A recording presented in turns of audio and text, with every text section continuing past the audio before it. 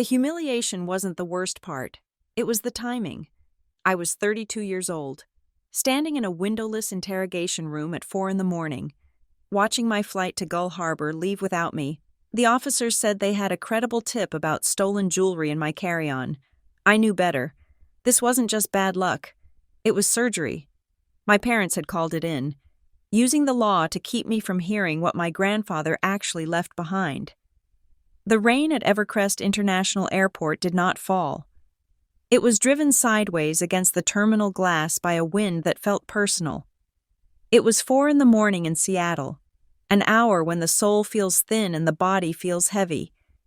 But I was vibrating with a caffeine-fueled anxiety that had nothing to do with the coffee I was gripping. I was 32 years old, standing in the TSA pre-check line, clutching a boarding pass that represented my last tether to the only family member who had ever really seen me.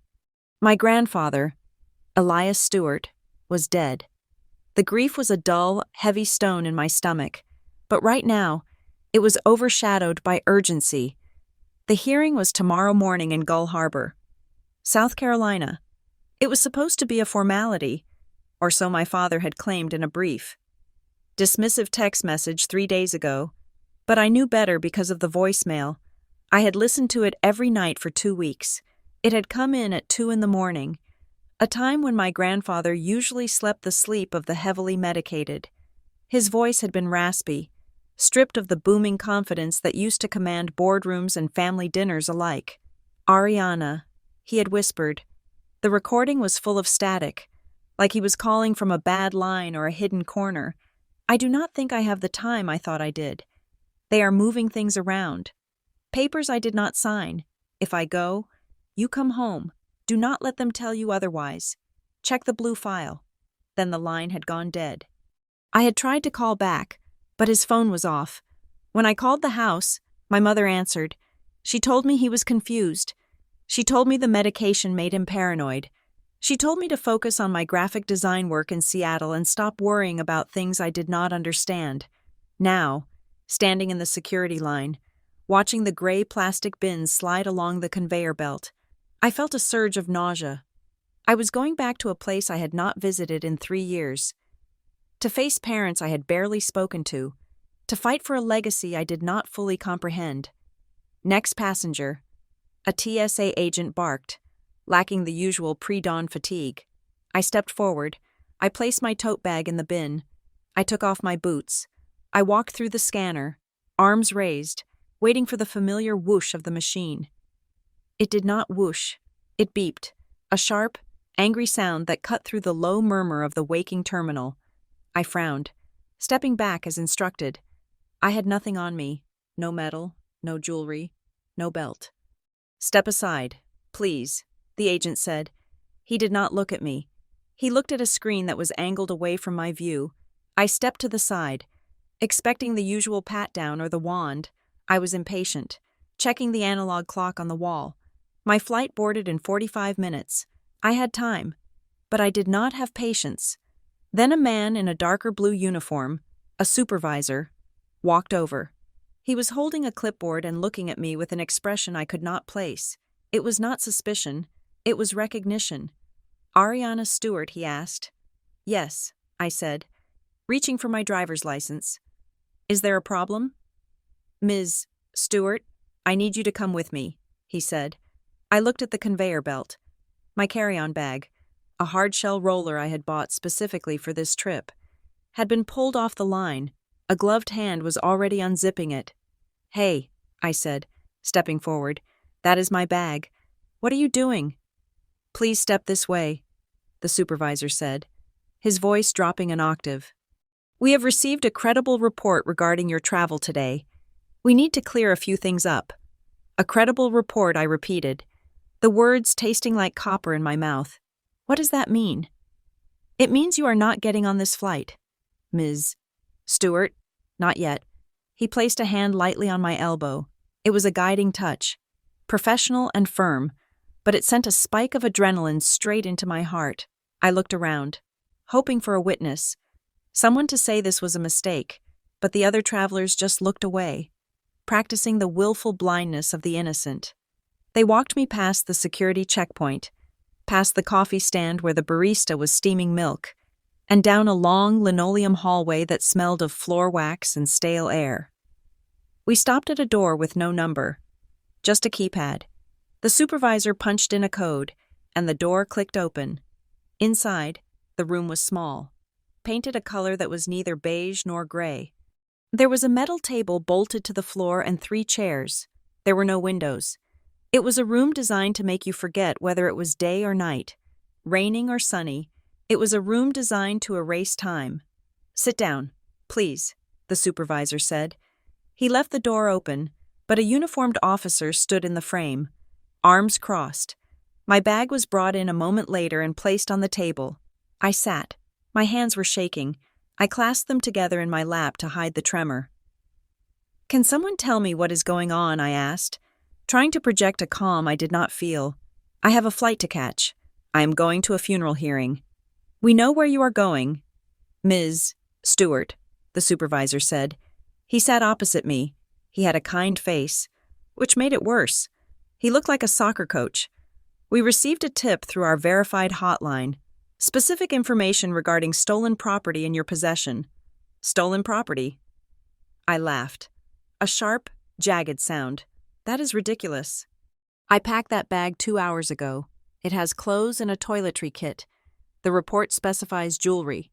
He said, "High-value pieces reported missing from a private residence in Gull Harbor, South Carolina." The blood drained from my face so fast I felt dizzy. Gull Harbor. This was not a random screening. This was not a mistake. "Who reported this?" I asked. My voice was barely a whisper. "I cannot disclose that at this moment," he said. He put on a pair of blue nitrile gloves. "Do you mind if we verify the contents of this bag?" "You are going to do it anyway," I said. He nodded and began to unpack my life. He took out my black blazer, my spare jeans, the silk scarf I had bought in Pike Place Market. He was slow, methodical. He opened my toiletry bag and unscrewed the shampoo. He checked the lining of the suitcase. As he worked, he started asking questions. They started normally enough. "How long have you lived in Seattle?" 7 years. "What do you do for work?" "I am a freelance graphic designer." But then, the questions shifted. They became surgical. "When was the last time you were in Gull Harbor?" he asked, running his thumb along the seam of my bag. 3 years ago. I said, "And your relationship with your family there? Is it good?" I stiffened. "What does that have to do with airport security? We are just trying to establish context." "Ms. Stewart, often, these disputes are domestic in nature. Do you get along with your parents?" I did not answer. I watched him handle my underwear, feeling a violation that went deeper than privacy. "Are you aware of your grandfather's mental state before he passed?" he asked. I stood up. "Sit down. Ms. Stewart." "What is this?" I demanded. Gripping the back of the cold metal chair, "You are asking me about my grandfather's mental health. You are accusing me of stealing jewelry from a town I have not been to in years. This is insane. I need to speak to a lawyer." "You are not under arrest," he said calmly. "We are conducting a preliminary investigation based on a federal transportation threat assessment. You can leave at any time, but your bag stays, and you will not be cleared to fly until we resolve this." I looked at the clock on the wall. It was 5:15. My flight was boarding right now. I sat back down. I felt trapped, not by bars, but by a web I could not see. "I did not steal anything," I said, my voice trembling. "Then we will find nothing, and you will be on your way," he said. He continued to search. He checked every pocket. He even patted down the clothes I was wearing. He found nothing, no diamonds, no pearls, just lint and a spare phone charger. But he did not speed up. He moved with a leisurely pace that felt calculated. He typed things into a tablet. He made a phone call to someone I could not hear. Time bled out of the room. I watched the minute hand on the clock tick past 5:30, then 5:45. My flight was gone. The realization hit me with a physical force. I had missed it. The only direct flight to Charleston that would get me there in time to rent a car and drive to the courthouse by 9 tomorrow morning. I closed my eyes. At 6:30, the supervisor stood up. Well, Ms. Stewart, it appears the bag is clear, he said. He sounded almost bored. You made me miss my flight. I said, standard procedure, he replied. He ripped a sheet of paper off his clipboard and handed it to me. This is a verification receipt. You will need to show this to the airline counter. However, because the flag on your ID is still pending resolution in the system, they might not be able to rebook you immediately. Pending resolution. I asked, you just said I was clear. The bag is clear, he said. The report is still active until the reporting party rescinds it, or we close the file administratively. That can take 24 to 46 hours. 24 hours. I grabbed the paper. It was a meaningless form. It had a case number and a timestamp. It looked like something you would get for a lost parking ticket. Can I go? I asked. You are free to go, he said. I grabbed my repacked bag, the zipper catching on the fabric because he had packed it sloppily, and stormed out of the room. The terminal was bright now, filled with the morning rush. Families were laughing, businessmen were eating bagels. The normalcy of it was nauseating. I found a quiet corner near a vending machine and pulled out my phone. My hands were shaking so badly I dropped it twice. I dialed my mother. It was 9:30 in South Carolina. She would be awake. She would be having her tea in the sunroom, looking out over the marsh. She answered on the first ring. Ariana. Her voice was soft, too soft. Usually, when I called, there was a beat of hesitation, a sigh of burden. Today, she sounded like she was waiting. Mom, I said, I am at the airport. I missed my flight. Oh no, she said. But the pitch was wrong. It did not go up in surprise. It went down, settling into a comfortable register. What happened, T.S.? A stopped me.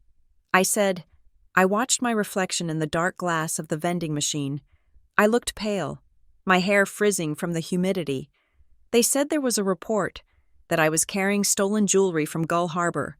There was a silence on the line, a silence that stretched just a second too long. That is terrible, she said. Mom, I said, pressing the phone harder against my ear. Did you report me, Ariana? Do not be dramatic, she said, her voice sharpening instantly. Why would I do that? Because you do not want me at the hearing. I said, you are upset, she said. You are tired. Maybe it is a sign. A sign. A sign you should not go stirring things up, she said.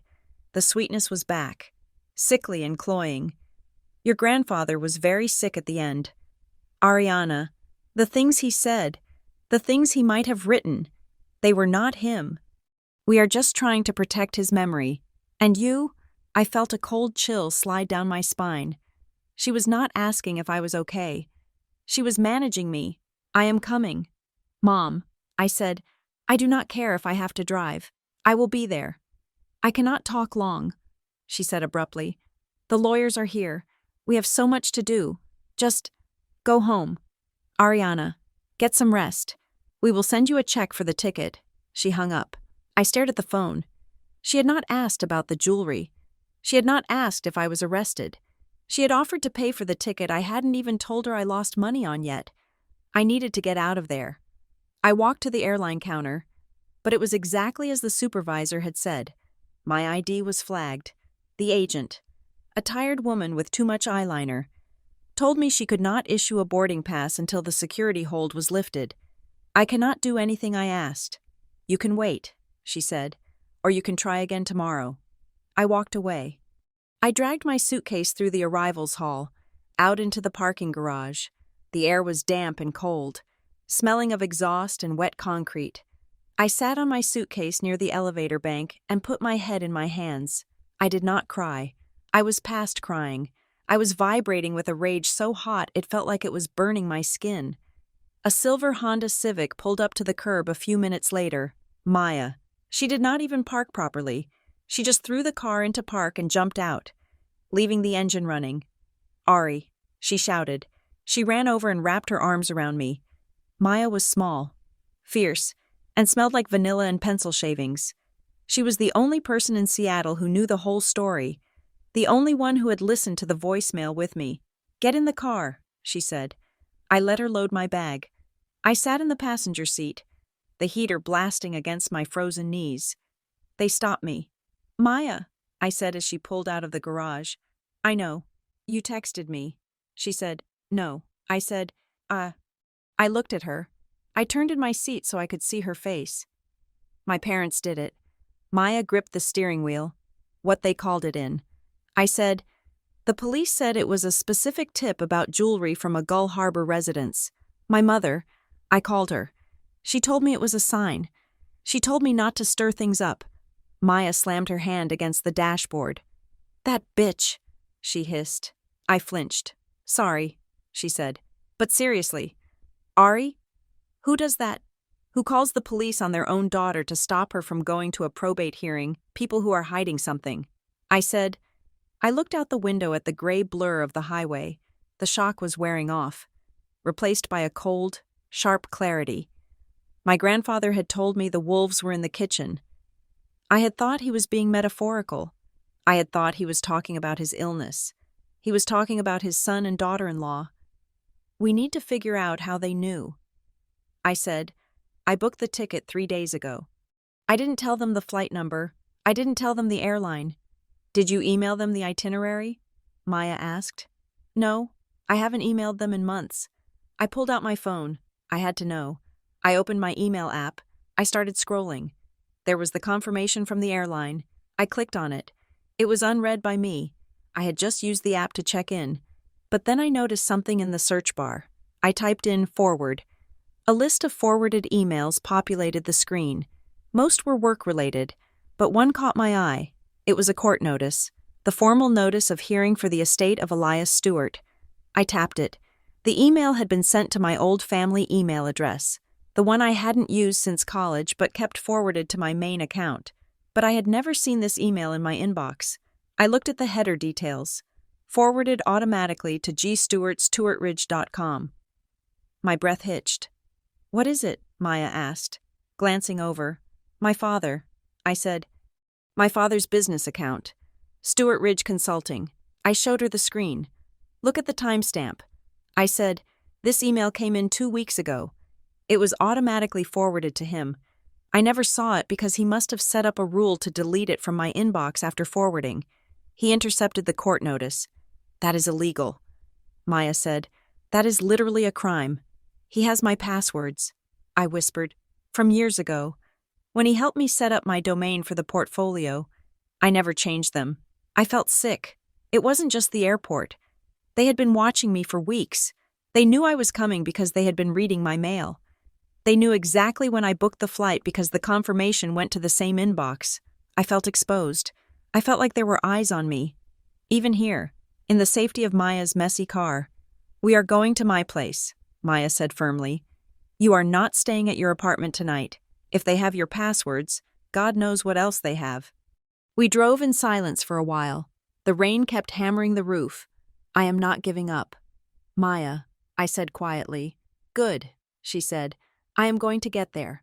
I don't care if I have to rent a car and drive across the country.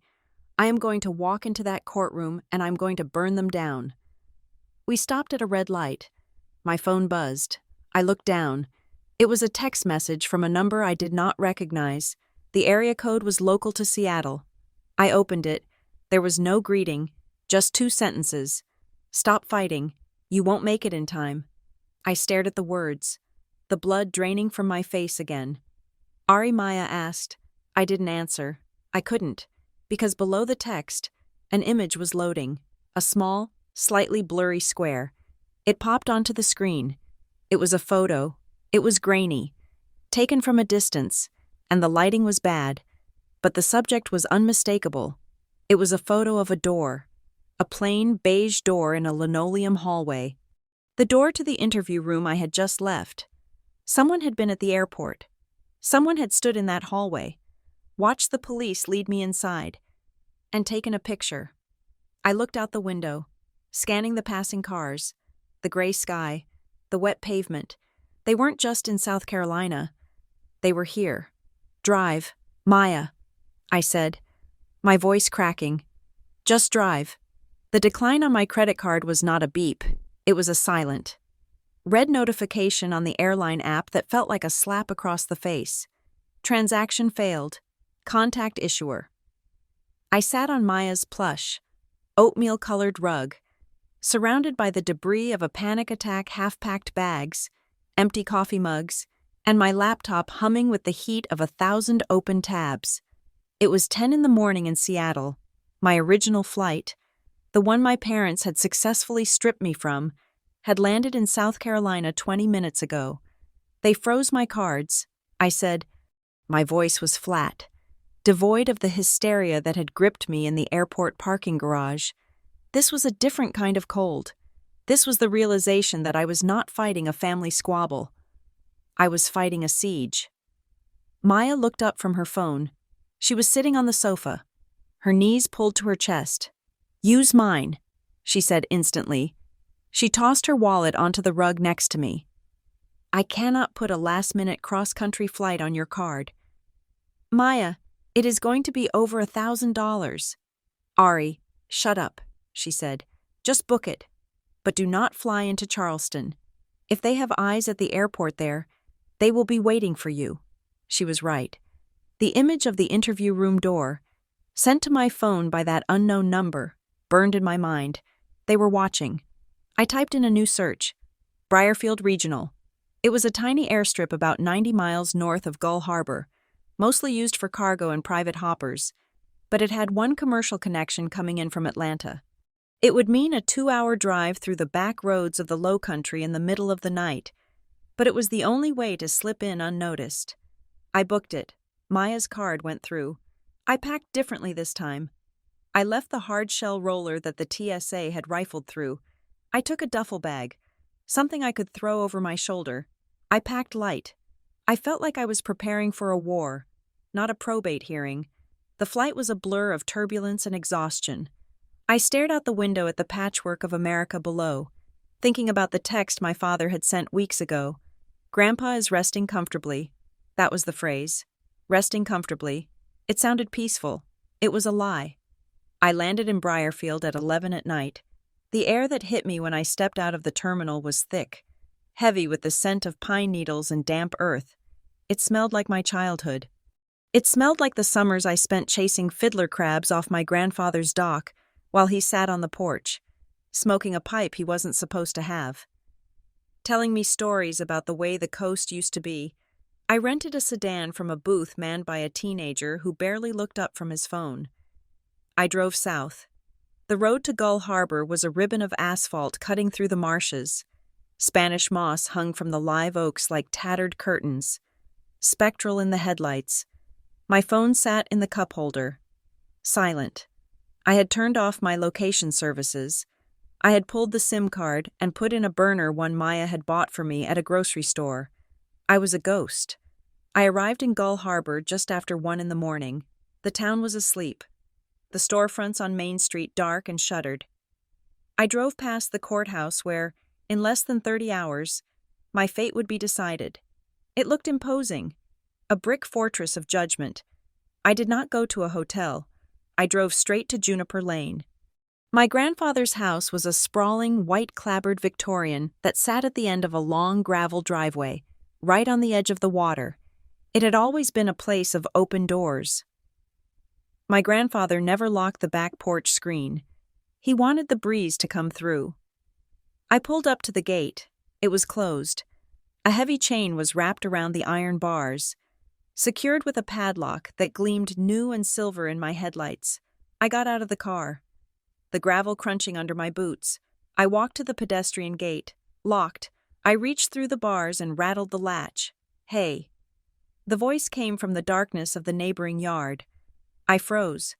A porch light flicked on next door, illuminating a woman in a floral bathrobe standing on her steps. "Mrs. Gable," I called out. She squinted, shielding her eyes from the glare of my headlights. "Ariana, is that you?" "It is me," I said. "I cannot get in." "Did Grandpa change the locks, Mrs.?"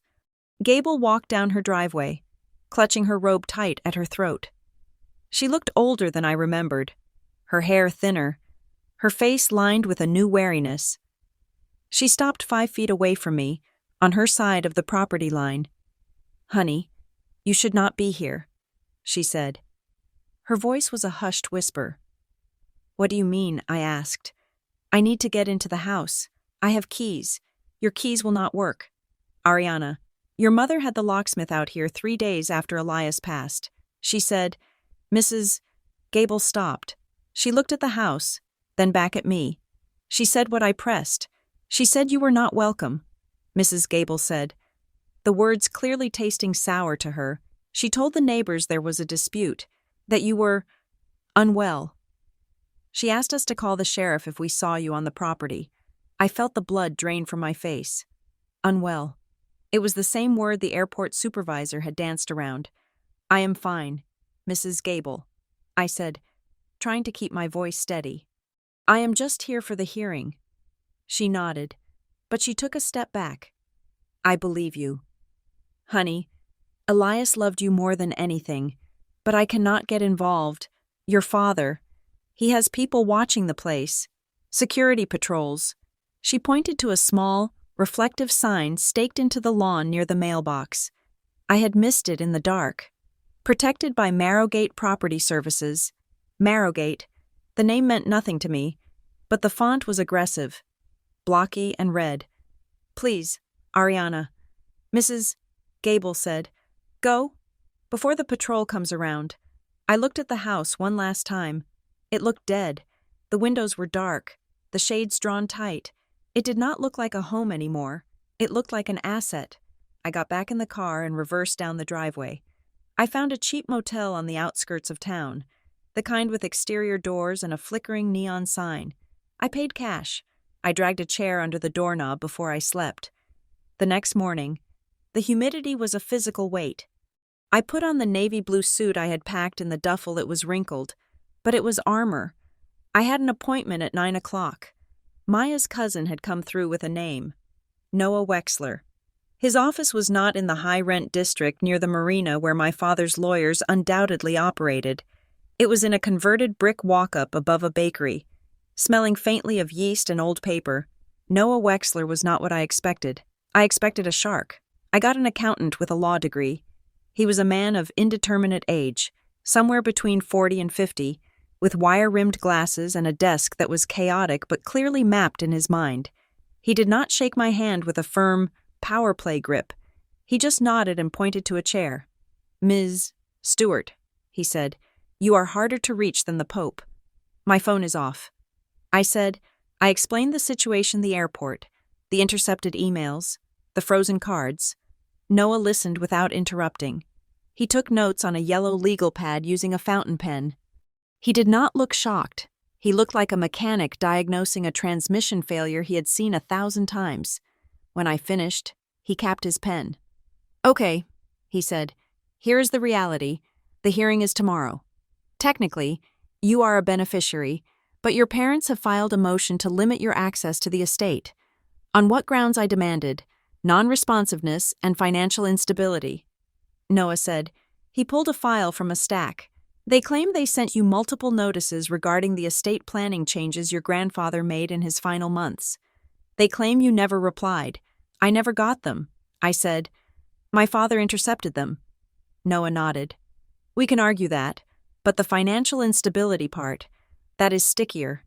They have submitted an affidavit claiming they have had to support you, that you have a history of erratic spending, and that giving you a lump sum would be dangerous to your well-being. That is a lie." I said, "I have supported myself for 7 years. Can you prove it?" Noah asked. "Today, with your bank accounts frozen," I opened my mouth, then closed it. They had boxed me in by freezing my accounts. They had created the very instability they were accusing me of. "This is a setup," I said. "It is a strategy," Noah corrected, "and it is a good one. If the judge believes you are unstable, he can put your share of the inheritance into a restrictive trust. Your father would likely be named the trustee. He would control every dime you get for the rest of your life." I felt a wave of nausea. It wasn't about the money. I didn't care about the money. I cared about the control. My grandfather had always told me that independence was the only currency that mattered. My parents were trying to take that away. What do we do? I asked. We build a counter-narrative. Noah said, we need to prove two things. 1, that you are competent. 2, that your parents have been acting in bad faith. We need evidence, not just suspicion, evidence. He pushed a piece of paper across the desk. Start with the money, he said. Your grandfather told you to come home. Why? He left me a voicemail. I said, he said they were moving things around. Papers he didn't sign. Noah's eyes sharpened. Forgery? Maybe. I said, go check the accounts. Noah said, not the big estate accounts. The little ones. Did he have anything personal for you? Yes. I said, remembering. A savings account at Gull Harbor Community Bank. He opened it when I was 18. He used to put birthday money in it. He said it was for a rainy day. Go there, Noah said. See if it is still there. Gull Harbor Community Bank was a relic. A building with marble floors and brass tellers' cages. It was the kind of place where the tellers knew your name. I walked up to the counter. The woman behind the glass was young, wearing a name tag that said, Sarah. Hi, I said. I need to check on an account. My name is Ariana Stewart. She typed my name into her terminal. Her brow furrowed. I show that account as closed. Ms. Stewart, she said. Closed, I asked. When 2 days ago, she said, I gripped the counter. By who authorized request? She said, the balance was transferred to the Stewart Family Trust. Can I see the authorization, I asked? She hesitated. Technically, I can only show that to the account holder. I am the account holder. I said, if it was closed without my permission. Please, she looked at my face. I must have looked desperate, or maybe just exhausted. She typed something and printed a document. She slid it under the glass. It was a withdrawal slip and a closure form. At the bottom was a signature. Elias Stewart. I stared at it. My grandfather had a distinctive signature. Big, looping, confident. The signature on the paper was jagged. It looked like a spider crawling across the page. It looked like the hand of a man who was shaking, or a man whose hand was being guided. But that was impossible. My grandfather had been dead for 10 days when this was signed. Wait, I said, the date. I pointed to the date next to the signature. It was dated 3 weeks ago, backdated. But look at the notary stamp. I whispered. The document had been notarized. The stamp was blurry. The ink smeared as if it had been applied hastily. Harbor Light Notary and Title. I had lived in Gull Harbor for 18 years. I knew every business on Main Street. I knew the law firms, the title companies. I had never heard of Harbor Light. Sarah, the teller, leaned in close. She lowered her voice. That came in with a batch of transfers from your father's office, she said quietly. Usually, Mr. Stewart brings them in himself. This time, he sent a courier. She looked around to make sure her manager wasn't watching. That signature. It does not look like Elias, she added. I helped Elias for years. He always used a blue felt-tip pen. This is black ballpoint. Can I keep this? I asked. She nodded quickly. Just put it away. I folded the paper and shoved it into my pocket. My hands were trembling again. They had drained my rainy day fund. It wasn't about the amount, it was probably less than $5,000. It was the erasure. They were erasing every trace of my grandfather's independent connection to me. My next stop was Seabrook Haven Residence. It was the assisted living facility where my parents had moved my grandfather 6 months ago. They had sold his house, or tried to, and moved him there for his own safety. It was a beautiful facility. All manicured lawns and rocking chairs. But it felt like a waiting room for death. I walked to the front desk. I need to see my grandfather's records. I told the administrator. A woman with a tight smile and hair sprayed into a helmet. I am afraid those records are restricted. Ms. Stewart, she said, the executor of the estate has placed a seal on all medical files. I am his granddaughter. I said, I understand. But unless you have power of attorney, which currently rests with your father, I cannot release anything. I stood there, impotent rage boiling in my chest. I walked out to the parking lot. As I was unlocking my car, a woman in scrubs walked past. She was smoking a cigarette near the dumpster enclosure. She looked at me. "You are Elias's granddaughter, aren't you?" I stopped. "Yes, I'm Brenda." She said, "I was on the night shift. I sat with him a lot. He talked about you." "How was he?" I asked. At the end, Brenda took a drag of her cigarette. She looked over her shoulder at the building. "He was sharp," she said. "Sharper than they said." "What do you mean, your father?" "And that doctor they brought in. They kept changing his meds. Every time Elias started asking questions about his accounts, or asking to call you, they would up the dosage. They said he was agitated. He wasn't agitated. Honey, he was mad." "Did he seem confused?" I asked. "Only when they wanted him to be," Brenda said. "They pushed hard to get that dementia diagnosis in the file, but Elias knew who he was, and he knew who they were." She dropped the cigarette and crushed it under her heel. "Be careful," she said. "They cleaned out his room the hour he died. Took everything, even the little safe he kept in the closet." "Thank you, Brenda," I said. She nodded and walked back toward the service entrance. I got into my car. My phone buzzed. I looked at the screen. "Dad?" I stared at it for a long moment. The burner phone shouldn't have this number. Then I realized I had forwarded my calls from my old SIM to this new number so I wouldn't miss anything from Noah. My father had called my real number. I answered, "Hello, Dad, Ariana." His voice filled the car. It was smooth, practiced. It was the voice he used when he was closing a consulting deal. "We were worried about you. We heard you missed your flight. I am here, Dad," I said. "I am in Gull Harbor." There was a pause, a crack in the polish. "You are," he said. "Where are you staying?" "It doesn't matter," I said. "Ariana, listen to me," he said. The tone shifted. It became paternal, heavy with feigned concern. "We are trying to protect the family. You do not understand what the last few months were like. Grandpa wasn't himself. He was being manipulated. By who, I asked. By outsiders," Graham said vaguely. "People who wanted to take advantage of his decline. We had to step in. We had to secure the assets." "Is that why you closed my bank account?" I asked. "The one he opened for me." "That was an administrative error," he said quickly, too quickly. "We are consolidating everything into the main trust. It is for your benefit. Ariana, you know you have never been good with details. I gripped the steering wheel. I run my own business." "Dad, a freelance business," he said dismissively. "Look, let's not fight. I have a proposition. A proposition."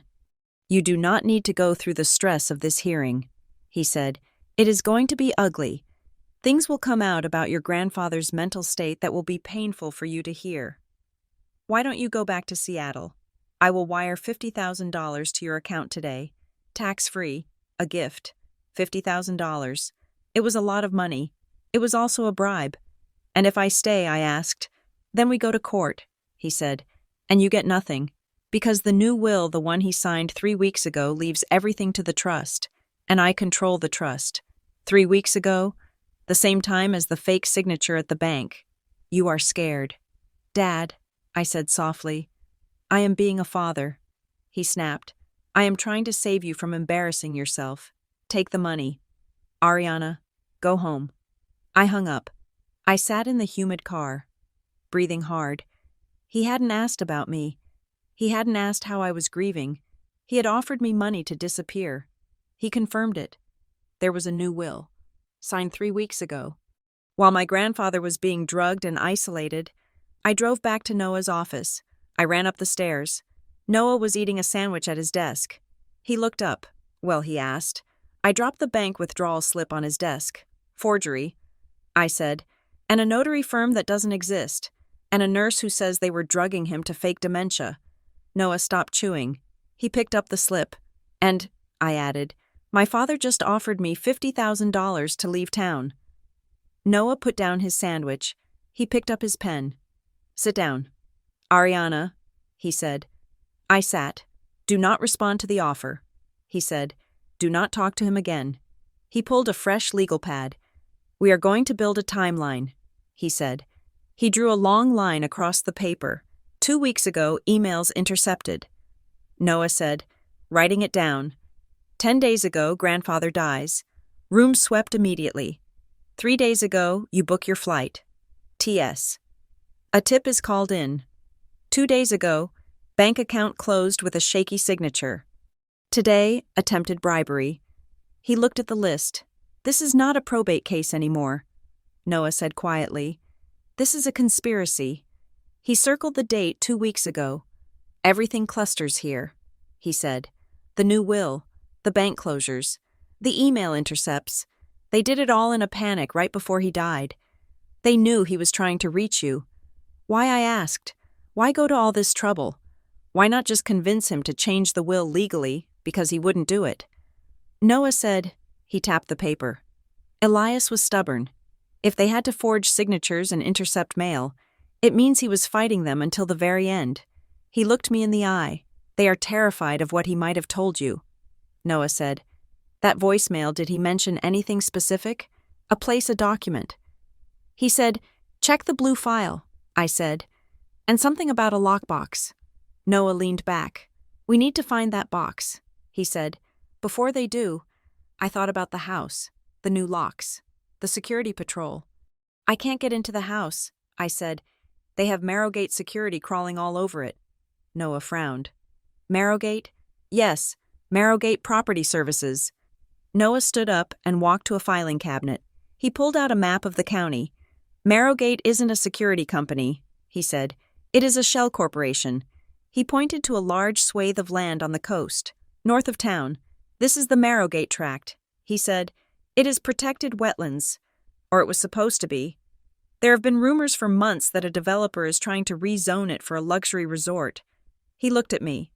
Who sits on the zoning board, he asked. I shook my head. I don't know. Noah pulled up a website on his computer. Your mother, he said.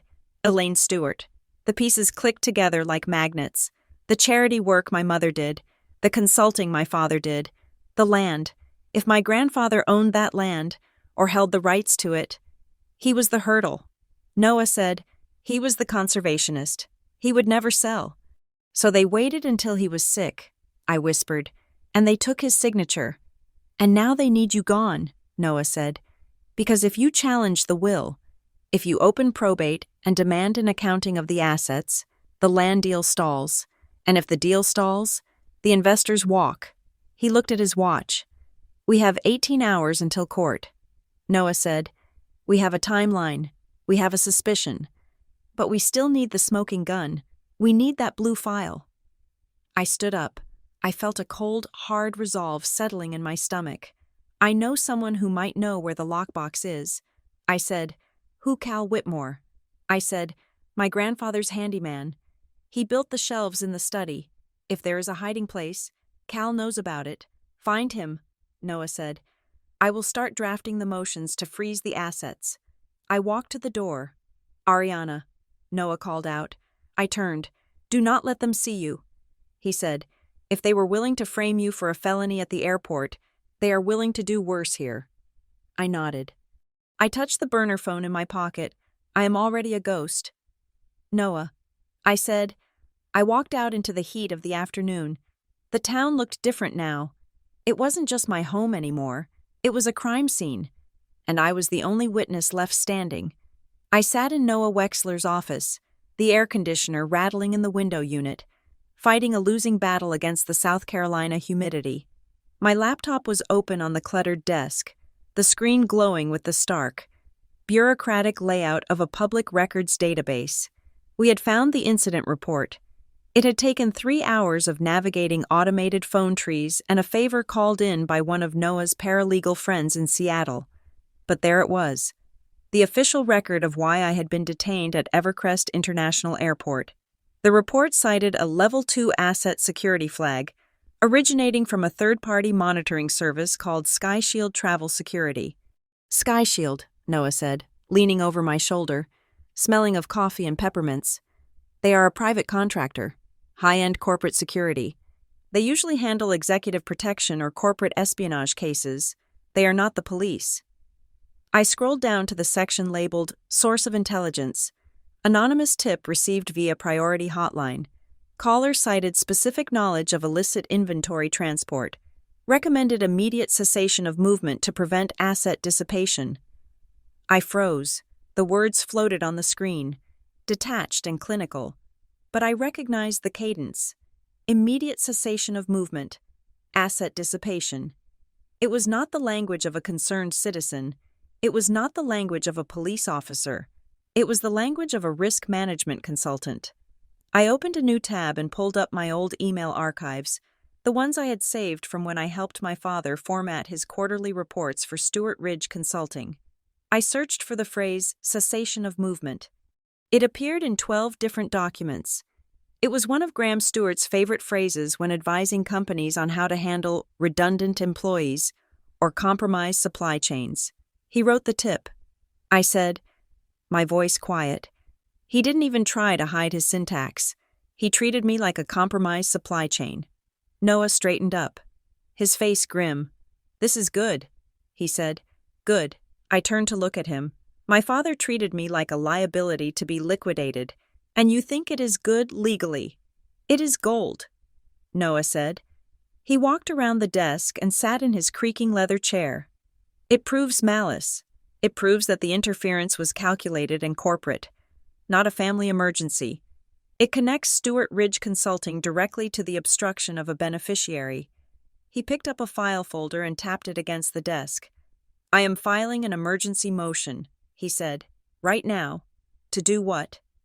To freeze the game, Noah said. We are going to ask the court to compel the disclosure of all medical evaluations used to justify the changes to your grandfather's estate plan, and we are going to ask for an injunction against any further dissipation of assets until the hearing. Can we do that, I asked, before the hearing starts? Noah smiled. A thin, sharp expression that did not reach his eyes. Ariana. Probate court is a dark room where everyone is swinging knives, but if you turn the lights on, people tend to freeze. We are turning on the lights. He began to type, his fingers flying across the keyboard. I watched him, feeling a strange mixture of relief and nausea. For the last 48 hours, I had felt helpless, tossed around by forces I could not see. Now, for the first time, I saw the machinery of the fight. Noah worked for an hour, drafting the motion. Then he made a phone call to a clerk he knew at the courthouse.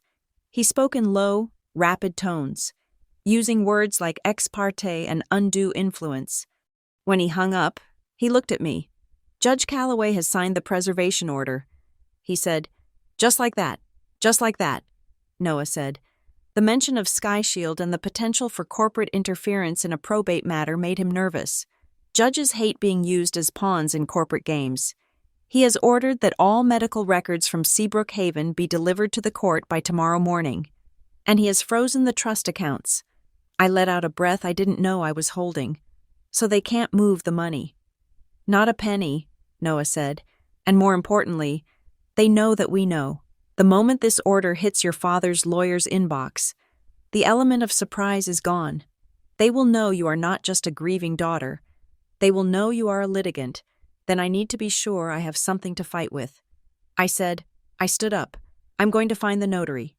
Harbor Light, Noah said, glancing at his notes. Yes, I found the address online. It is in a strip mall off Highway 17. Be careful, Noah said. If it is a fake office, it might just be empty. But if it is a front for something else, you do not want to walk into a buzzsaw. I will be careful. I said. Highway 17 was a scar of asphalt running through the marshland, lined with gas stations, fireworks stands, and fading strip malls. The heat shimmered off the road, distorting the air. I found the address for Harbor Light Notary Title nestled between a discount mattress store and a nail salon. The sign above the door was new, white plastic with generic blue lettering. It looked like it had been printed at a copy shop and slid into the light box. I parked my rental car and walked up to the storefront. The windows were tinted dark, reflecting the parking lot and my own anxious silhouette. I tried the door, locked. I cupped my hands around my eyes and pressed my face against the glass, trying to see through the tint. Inside, the space was empty. There were no desks, no filing cabinets, no receptionist waiting to notarize a deed. There was only a single folding table in the center of the room with a phone sitting on it, and a printer on the floor plugged into a wall outlet. Taped to the inside of the glass, right at eye level, was a piece of paper with the Harbor Light logo printed on it. It looked pathetic. It was a prop. "Excuse me," I jumped. Spinning around, a woman in a smock was standing in the doorway of the nail salon next door, holding a broom. She was watching me with suspicion. "Are you looking for someone?" she asked. "I am looking for Harbor Light Notary," I said, pointing at the door. "Do you know when they open?" She laughed. A dry hacking sound. "Honey, that place has never been open." "Never?" I asked. "Someone rented it 3 months ago." She said, "Put up the sign. I see a guy go in there maybe once a week, usually at night, picks up mail, stays for 10 minutes, leaves." "What does he look like?" I asked. "Short?" "Balding, nervous," she said. "Drives a gray sedan." I felt a chill despite the heat. 3 months ago, the same timeline as everything else. "Thank you," I said. I walked back to my car and sat in the air conditioning, shivering. It was a shell company, a fake entity created solely to stamp documents that stripped my grandfather of his agency. The realization made me feel sick. This wasn't just my parents pushing boundaries. This was criminal fraud. My phone buzzed. It was Maya. I answered, putting it on speaker. "Tell me you found something." I said, "I found something big." Maya said. Her voice was tinny over the connection. "I have been digging into the Gull Harbor Heritage Fund. You know, the charity your mother is always hosting galas for the Preservation Society." I said, "Grandpa hated them. He said they were a tax shelter for people who wanted to feel good about owning too much land." Well, he was right. Maya said, "I pulled their 990 tax forms. They are public record for nonprofits. Ari, look at their expenditures for the last fiscal year." "I can't look." "Maya, I am in a car. Just tell me." "Okay, so they took in about 2 million in donations," Maya said, "and they paid out nearly 800,000 in consulting fees to a single vendor." "Let me guess." I said, "Stewart Ridge Consulting." "Bingo." Maya said, "Your father's firm is draining the charity. But here's the kicker.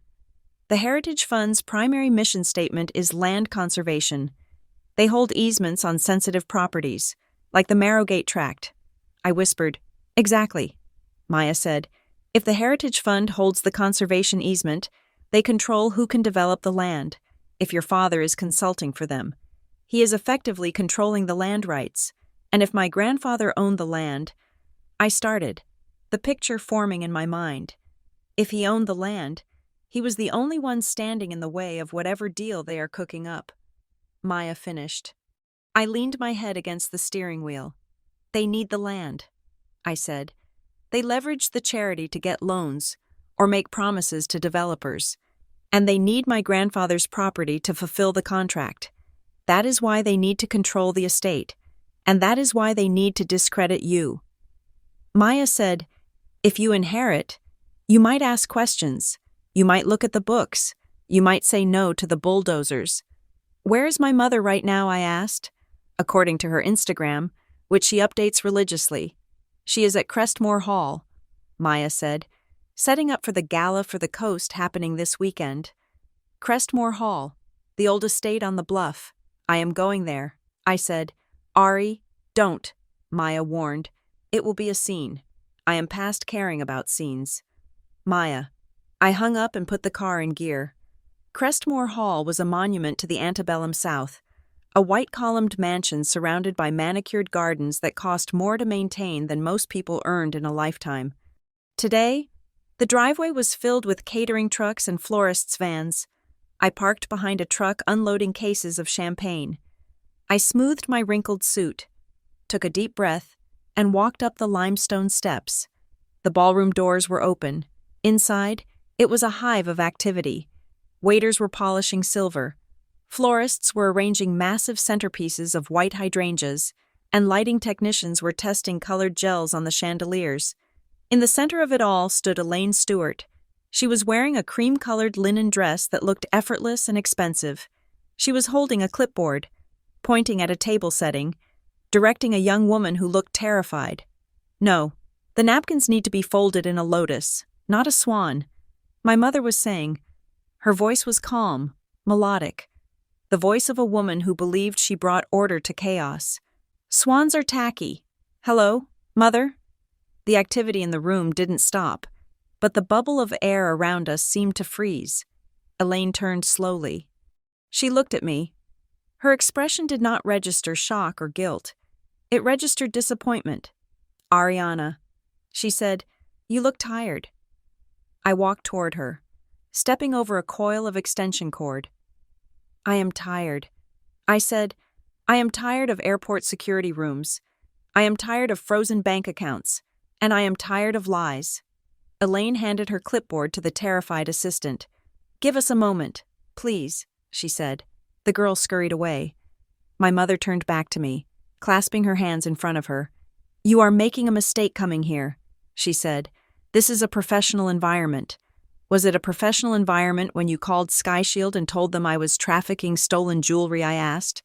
My voice was low, but it trembled with the effort of keeping it steady. Elaine sighed. She reached out and adjusted a flower in the nearest arrangement. "We did not want it to come to that," she said. "We wanted you to stay in Seattle. We wanted you to mourn in your own way, without the theater of all this." "The theater," I repeated.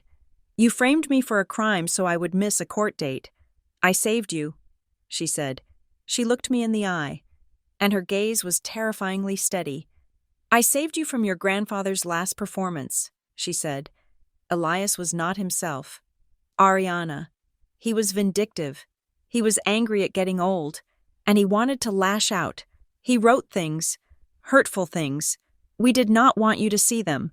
"So you forged his signature on a bank transfer?" I asked. "You set up a fake notary office to steal his assets." Elaine's eyes narrowed. "You are sounding paranoid," she said. "Just like he did. Do not gaslight me." "Mom, I know about the Heritage Fund. I know about the consulting fees paid to Dad's firm." "I know it is about the land." Elaine stepped closer. Her perfume, heavy with gardenia, filled my nose. "You think you understand what is happening. But you are a child looking through a keyhole," she said softly. "The Heritage Fund is complex. The land deals are complex. Your father and I have spent years building a legacy, building a reputation in this town. Do you have any idea how fragile that is?" "So this is about your reputation?" I asked. "It is about survival," she hissed. "And you are unstable." I recoiled. "Unstable. We had to file a concern." "Ariana," she said, "with the court." "What did you do?" I whispered. "We submitted a statement regarding your mental health," she said. She smoothed the front of her dress. "We had to explain why you might be irrational, why you might make false accusations against your own parents." I stared at her. "We included the texts you sent when you broke up with that musician 3 years ago." She continued, "The ones where you were upset, and the receipt from the therapist you saw in Seattle. You stole my therapy records. We found a receipt in your room when you visited last Christmas." She said, "It proves you sought treatment for anxiety. It proves you are fragile." I felt like I had been punched in the throat. They had taken my moments of vulnerability, a bad breakup, a proactive choice to see a counselor, and weaponized them. They had constructed a version of me that was erratic, hysterical, and unfit. "You are monsters," I said. Elaine shook her head, a look of pity on her face. "We are parents," she said. "We are doing what is necessary to keep this family from being destroyed by a senile old man's spite and his granddaughter's confusion. Now, please, leave, before security escorts you out." I looked at her. I saw the fear behind the polish. She wasn't just protecting the money. She was terrified. She was terrified of the truth coming out, of her curated life crumbling. "You are right." "Mom," I said, my voice suddenly calm. "I am fragile. But glass is fragile, too. And when it breaks, it cuts." I turned and walked out of the ballroom. I didn't look back. I sat in my car in the parking lot of Crestmore Hall, shaking. The adrenaline was fading. leaving a cold, hard clarity in its wake. Noah was right. They had built a narrative. They had the notary fraud, the fake airport tip, the character assassination. They had covered every base, except one, the blue file. My grandfather had known. He had known they would do this. That was why he left the voicemail. That was why he told me to check the lockbox. I started the car. I needed to find Cal Whitmore. Cal had been my grandfather's handyman for 20 years. He was a man of few words, a carpenter who smelled of sawdust and tobacco. If anyone knew the secrets of the house on Juniper Lane, it was Cal. I drove to the small cottage on the edge of town where I knew Cal lived. His truck, an ancient Ford with a rusted bed, was in the driveway. I knocked on the door. Cal opened it. He looked older, his face weathered like driftwood. He was wearing a flannel shirt and holding a can of beer. "Ariana," he said. He didn't smile, but his eyes weren't hostile. "Hi, Cal," I said. "Can I talk to you?" He looked past me, scanning the street. "You shouldn't be here," he said. "Your daddy made it clear folks weren't supposed to talk to you." "My daddy is a liar." "Cal," I said. Cal sighed. He pushed the screen door open. "Come on in." His living room was small and cluttered with tools and fishing gear. I sat on a worn armchair. "Cal," I said, "I know you built some shelves for Grandpa in the study a few months ago." Cal took a sip of his beer.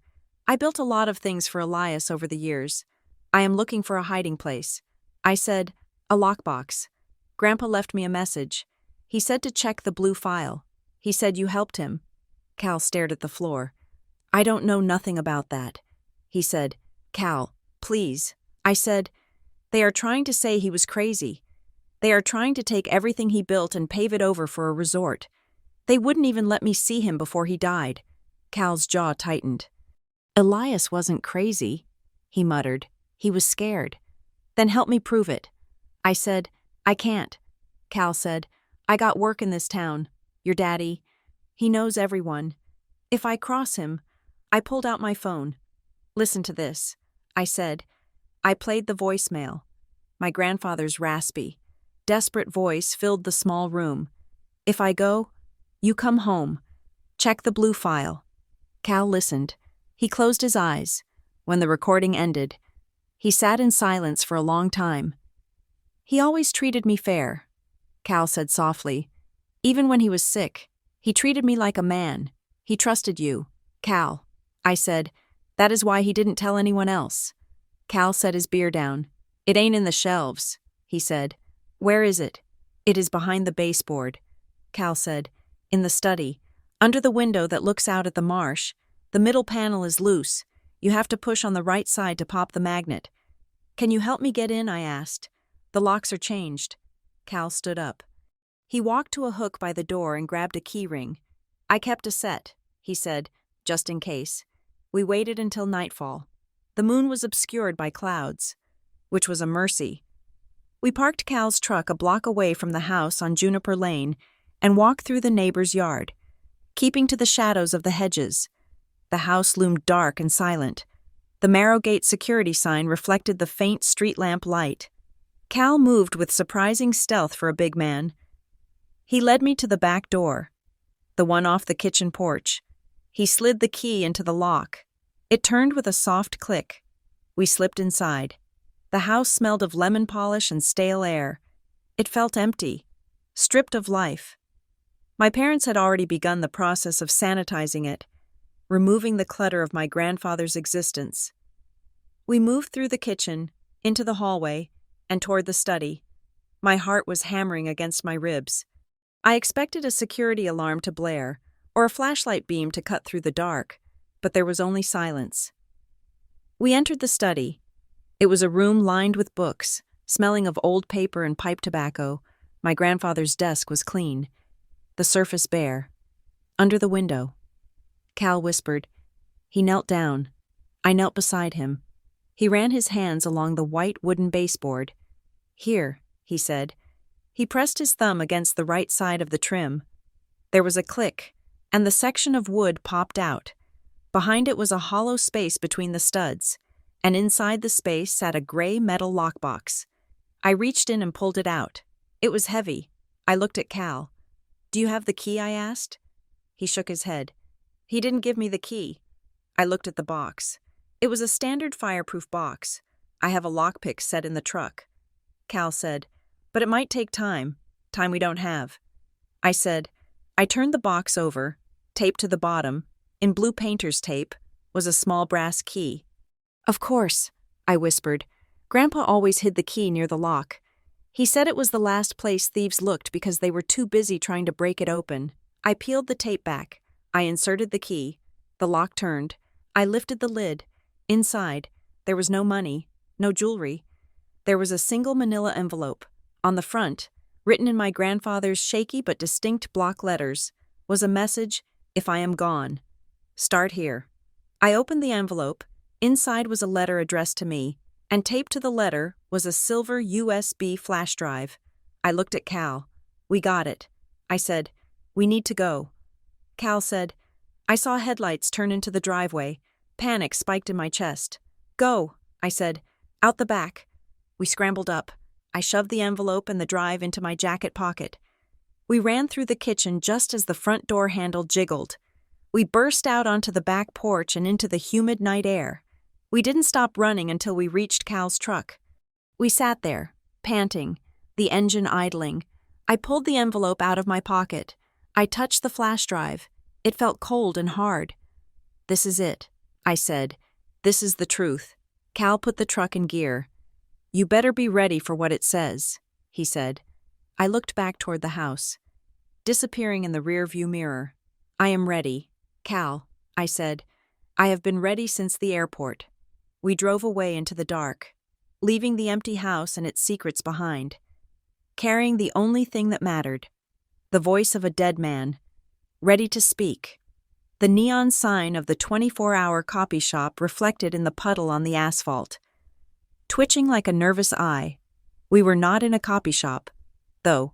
We were in the back room of Noah Wexler's office, the blinds drawn tight against the streetlights of Gull Harbor. It was 3 a.m. The humidity had broken into a thunderstorm that rattled the window panes, but inside, the air was still and charged with the heat of a running laptop. Noah sat at the desk, his face illuminated by the blue glow of the screen. I stood behind him, my arms crossed, my wet jacket dripping onto the floorboards. The flash drive we had stolen from the wall of my grandfather's study was plugged into the side of the computer. It was not password protected. My grandfather wanted this to be found. "Open the folder labeled contingency," I said. Noah clicked the mouse. A PDF file opened. It was a document titled Last Will and Testament of Elias Thorne Stewart, but the date at the top was not from 3 weeks ago, like the one my parents were brandishing. It was dated 4 years ago, and the notary stamp at the bottom did not belong to the ghost firm, Harbor Light. It belonged to Redfern and Pike Legal Archives. "That is a real firm," Noah said. His voice hushed. "They are in Charleston. High-end. They keep physical archives in climate-controlled vaults. If this was filed with them, it is unassailable. Scroll down." I said, "There is a memo attached."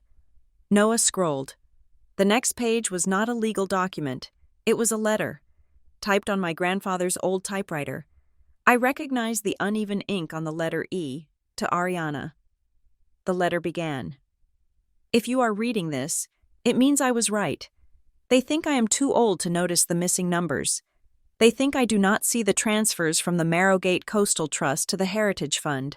They think I have forgotten that I set up the trust to protect the marsh, not to finance your father's consulting firm.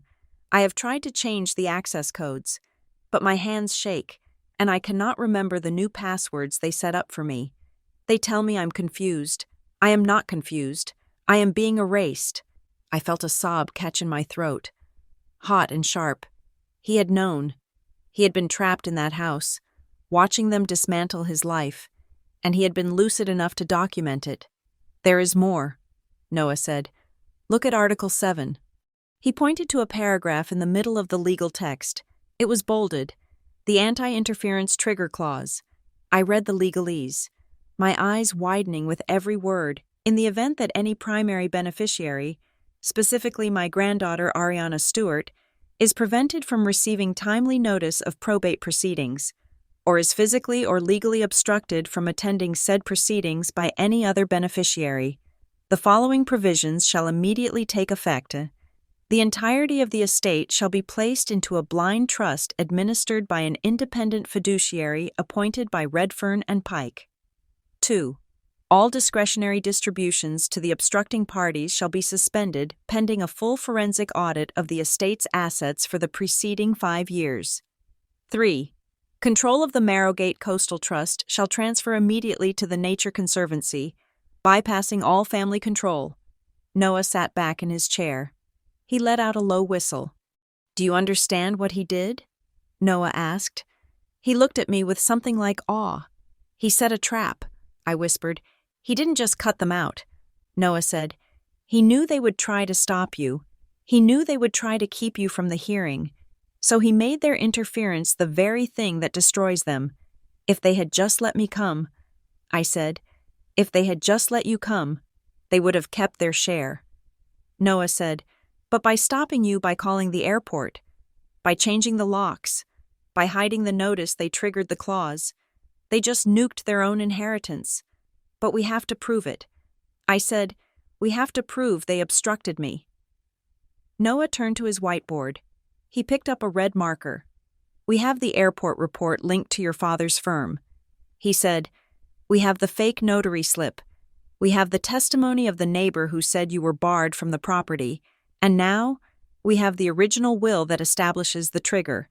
He capped the marker. We are going to Redfern and Pike first thing in the morning. Noah said, we need to authenticate this document. Then we go to court. I slept on the leather sofa in Noah's waiting room. It was fitful sleep, filled with dreams of TSA agents with my mother's face. At 8 in the morning, I washed my face in the tiny bathroom sink and drank the stale coffee Noah had brewed. We drove to Charleston in Noah's car, leaving my rental behind to avoid being tracked. Redfern and Pike was located in a historic building near the Battery, the kind of place with mahogany paneling and portraits of dead men on the walls. We met with a senior paralegal named Mrs. Higgins. She was a woman in her 60s with steel gray hair and glasses on a chain. When I told her who I was, her face softened. Elias, she said, I remember him well. He came in here 4 years ago. He was agitated. Agitated, Noah asked. Frightened, she corrected. She pulled a heavy file box from a shelf behind her desk. He insisted on video recording the signing. He said he wanted proof that couldn't be edited. He said, they can forge a signature, but they cannot forge my eyes. She opened the box. Inside was the original hard copy of the contingency will. He also left something else. Mrs. Higgins said. She reached into the back of the file and pulled out a receipt. He deposited a sealed envelope in our off-site vault, she said. He gave strict instructions. It is only to be released to Ariana Stewart upon the activation of the trigger clause, or by court order. Do you know what is in it? I asked. Mrs. Higgins shook her head. No, but he told me. If they open this, they lose everything. Can we get it? Noah asked. Not yet, she said. You need a court order declaring the trigger clause active, or you need the probate judge to request it. Noah nodded. We will get that order. Today. We left the firm feeling invincible. We had the weapon. Now we just needed to fire it. But the enemy was not sleeping. We drove back to Gull Harbor. Noah dropped me off at my motel so I could change clothes for the afternoon prep session. When I pulled into the parking lot, I frowned. Where is my car? I asked. The spot where I had parked the rental sedan the night before was empty. Maybe you parked around the back, Noah suggested. No, I said. I parked right in front of the office, under the light. I jumped out of Noah's car and ran into the motel lobby. The clerk, a bored teenager with acne, looked up from his phone. My car is gone. I said, Room 104, a silver Ford. Oh, yeah, he said, popping his gum. Tow truck got it about an hour ago. Towed, I demanded. Why I have a parking pass on the dashboard? He shrugged. Tow company said the paperwork was invalid. Said the rental contract was voided by the agency. Voided and, The manager said your key card won't work anymore, the kid added. He slid a piece of paper across the counter. Reservation was canceled about 20 minutes ago. Canceled by who, I asked, my voice rising. I am standing right here. System says canceled by the cardholder. He said. I grabbed the receipt. It showed a cancellation fee charged to a credit card, ending in 4098. That wasn't my card. That wasn't Maya's card. I recognized the last 4 digits. It was my father's American Express black card, the one he had used to pay for family dinners, for college tuition, for everything that came with strings attached. They found me, I whispered. How, Noah asked, stepping up beside me. The rental agency. I said, I used Maya's card, but I used my driver's license. The moment I picked up the car, my name went into the system. My father must have a flag on my name with the major rental companies, or he just bought the data. I looked at the clerk. Where is my stuff, I asked. My bag was in the room. Housekeeping packed it, he said. It is in the back. I grabbed my duffel bag from the confused clerk and walked out into the blinding afternoon sun. I felt naked. They could cancel my room. They could tow my car. They could reach out from their mansion on the bluff and flick me off the map like a breadcrumb. They are trying to make me homeless, I said, throwing the bag into Noah's back seat. They want me walking into court tomorrow looking like a vagrant, unwashed, stressed, unstable. Noah gripped the steering wheel. His knuckles were white. This isn't just harassment, he said. This is stalking. We need to go to the police. I said, we can't. Noah said, the local sheriff plays golf with your father. If we walk in there complaining about a rental car in a hotel room, they will call Graham Stewart to come pick up his distressed daughter, not the sheriff. I said, I thought about the fake notary office, the empty room with the printer on the floor. Noah, I said, there's a detective investigating the notary fraud. How do you know? Noah asked. The woman at the nail salon mentioned seeing a cop poking around a few weeks ago. I lied. It was a half-truth. But I needed Noah to drive. I remembered seeing a news article online about a task force dealing with real estate scams in the Low Country. Take me to the precinct. I said, the Gull Harbor Police Department was a brick building that smelled of floor wax and stale coffee, just like the airport security room. But the vibe here was different. It was bureaucratic, heavy with the weight of petty crimes and paperwork. I asked for the fraud division. The desk sergeant pointed me to a bullpen down the hall. I walked in. A woman was sitting at a desk in the corner, eating a salad out of a plastic container. She had dark curly hair pulled back in a no-nonsense ponytail and eyes that looked like they had seen every lie a human being could tell. Detective Moreno, I asked.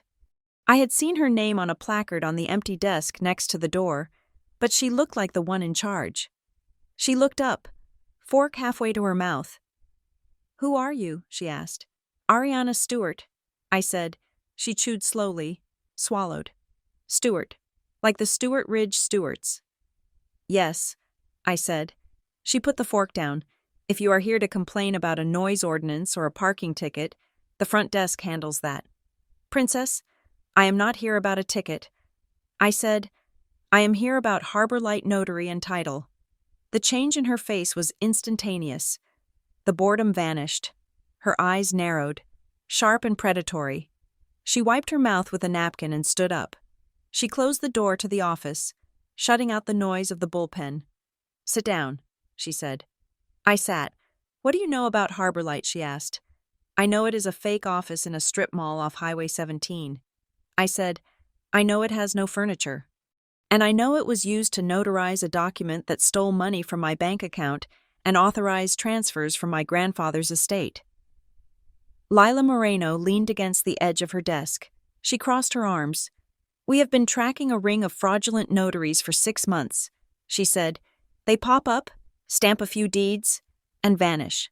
They are used to launder stolen property. Usually, it is heirs' property, taking land from families who don't have the money to fight back. My family has money, I said, which is why I am surprised to see you here. She said, usually, people like your father are the ones buying the stolen land, not the ones reporting it. My father isn't buying it, I said. He is stealing it. From his own father. I laid it out for her.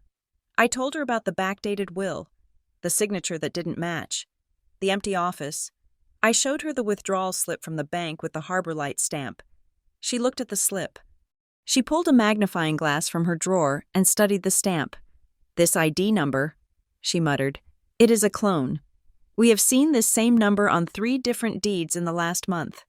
She looked up at me. "You are telling me Graham Stewart used a known criminal enterprise to forge his father's will. I am telling you he used them to facilitate a transfer of assets." I said, "I don't know if he knows they are criminals, or if he just hired a fixer who uses them, but the result is the same." Lila tapped the desk. "If I open this up," she said, "it is going to get loud. Your father has friends in this building. I don't care." I said, "I just want the truth on the record before the hearing tomorrow." Lila looked at me for a long moment. She was assessing me, looking for the crack. The lie. "You know," she said, "I had a file on your grandfather, Elias."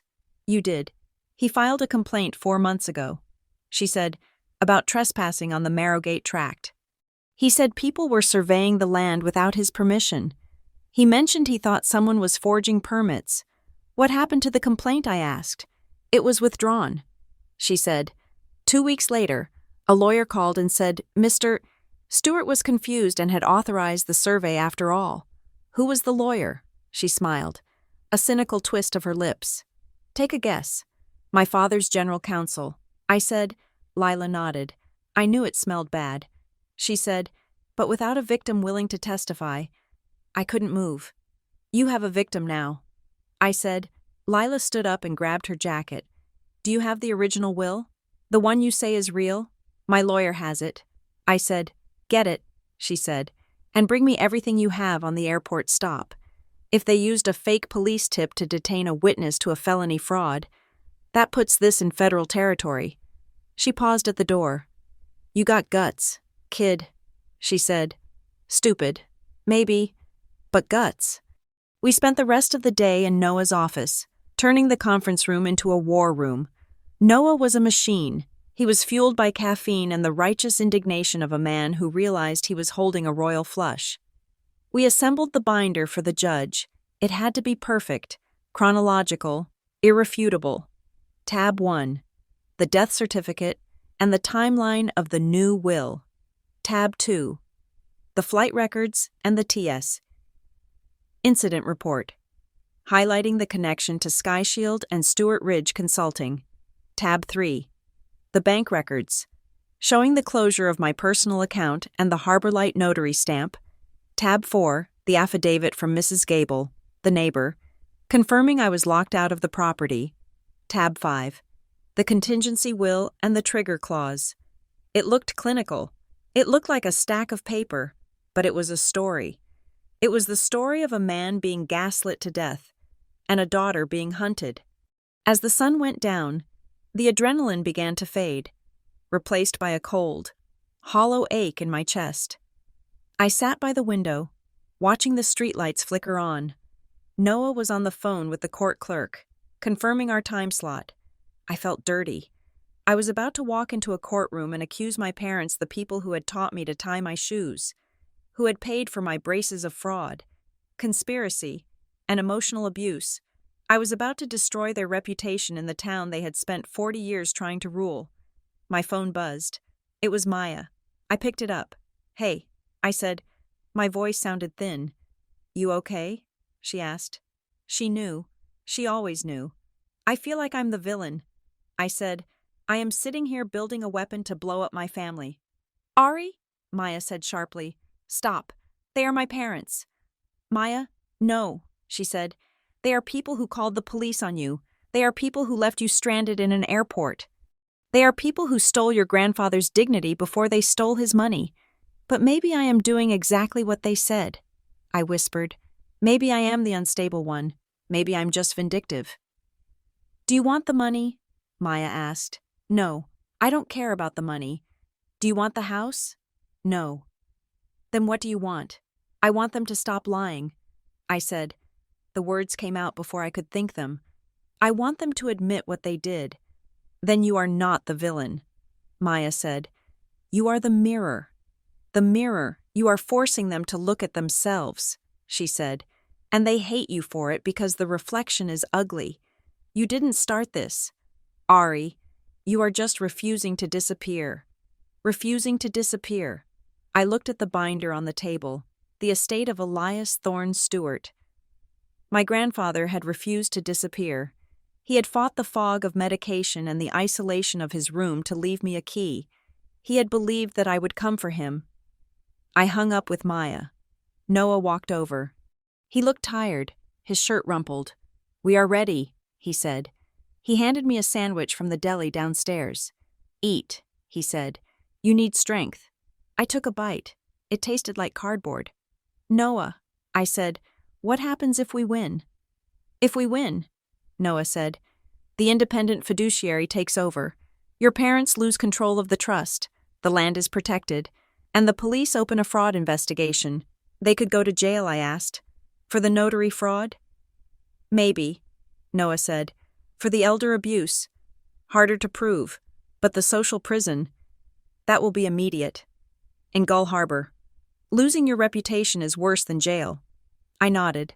I sat there for a long time, staring at the dark window.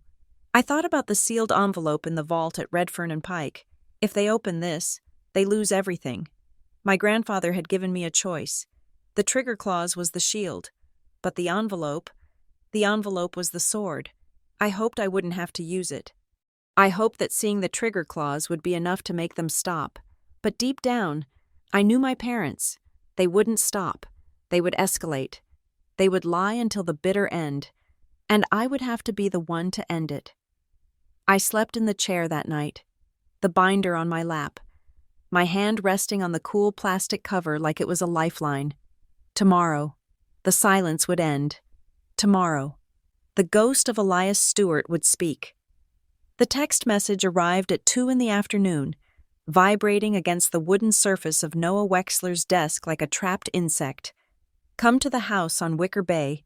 We want peace. Dinner, 7 o'clock. Dad." I stared at the screen. The word peace looked alien. A typo in a language I no longer spoke. "Do not eat anything," Noah said without looking up from his legal pad. "Do not drink anything. And for the love of God, do not sign anything." "I am not going to sign anything," I said. "I am going to hear them out." "You are going to gather evidence," Noah corrected. He reached into his drawer and pulled out a small, flat device. It looked like a portable battery charger. "Digital recorder," he said. "High fidelity.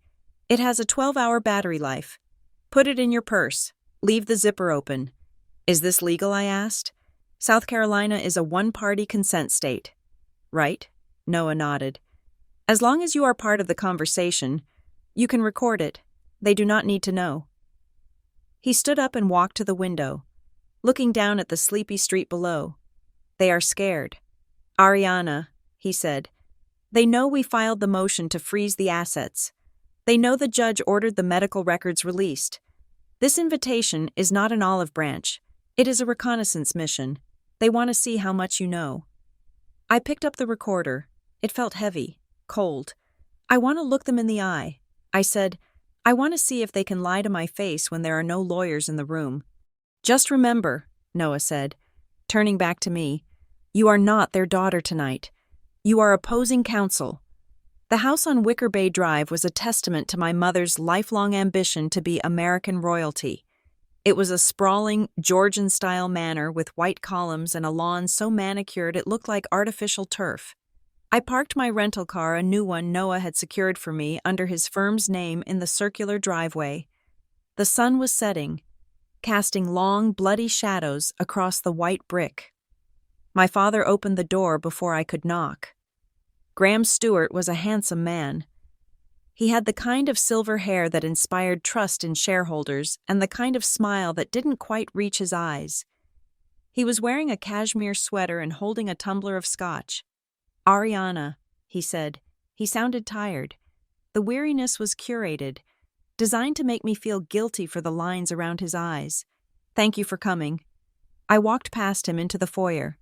The air smelled of expensive candles and lemon oil. It was the smell of my childhood, a scent that used to mean safety, but now smelled like chloroform. "Hello? Dad?" I said. My mother was in the living room. Elaine Stewart was standing by the fireplace, arranging a vase of white lilies. She turned as I entered. She looked impeccable, armored in silk and pearls, but her hands were fluttering like nervous birds. "We thought we would keep it informal," she said, gesturing to the seating area. "Just family." I sat in a wingback chair, keeping my purse on my lap. The recorder was humming silently inside. I looked around the room. It was perfect. Architectural Digest, perfect. But then my eyes snagged on something in the corner, tucked away near the French doors leading to the patio. It was a desk. Not just any desk. It was my grandfather's desk. The heavy mahogany roll-top that had sat in his study for 40 years. The desk where he had taught me to play chess. The desk he had sworn would never leave his house as long as he drew breath. I stood up and walked toward it. "Why is this here?" I asked. My voice was tight. Elaine didn't flinch. "We moved it for safekeeping," she said smoothly. "After the confusion at the house, we didn't want it to be damaged. We are loaning it to the Heritage Fund for their office. It is a historic piece." I ran my hand along the wood. It felt warm, alive. Then I saw it. On the right side of the desktop, near the knee hole, there was a scratch. It was a deep gouge in the wood, raw and fresh. I knew this desk. I knew its secrets. There was a hidden compartment there, a false bottom where my grandfather used to keep his emergency cash. The scratch marks were jagged. Someone had tried to pry it open with a screwdriver. "You broke into it," I whispered. I turned to face them. "You didn't move it for safekeeping." I said, "You moved it because you were looking for the will. You tore this desk apart looking for the blue file." Graham took a sip of his scotch. The ice clinked against the glass.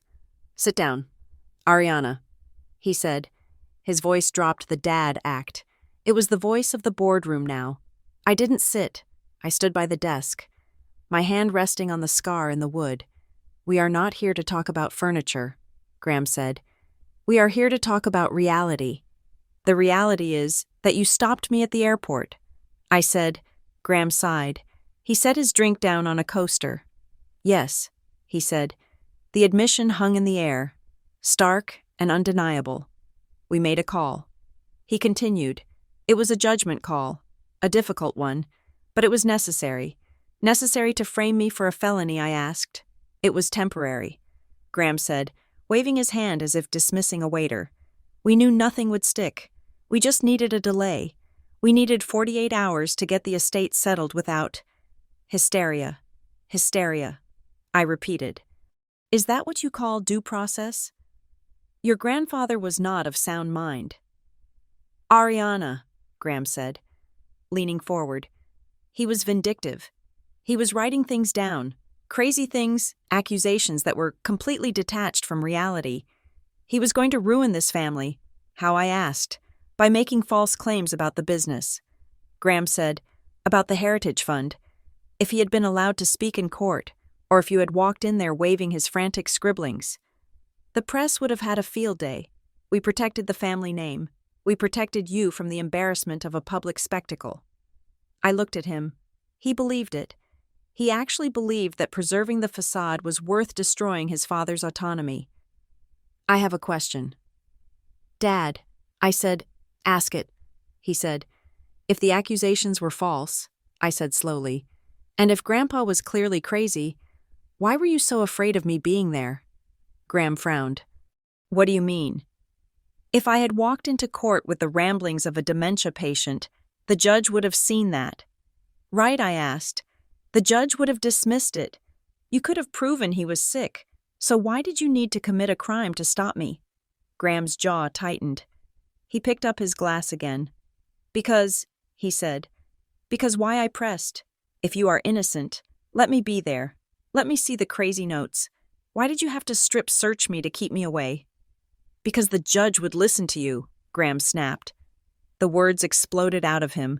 He slammed the glass down, sloshing amber liquid onto the table. He breathed heavily, his face flushing red. The silence that followed was deafening. I smiled. It was a cold, sharp smile. "Thank you," I said. Graham looked away, realizing his mistake. He had admitted that my credibility was the threat, not my grandfather's madness, but my sanity. Elaine stepped forward. She placed a hand on Graham's shoulder, quieting him. It isn't just about the hearing, Ariana, she said softly. Her voice was different, thinner, sharper. Then what is it about, I asked. It is about the loans, she said. Graham looked up at her, warningly.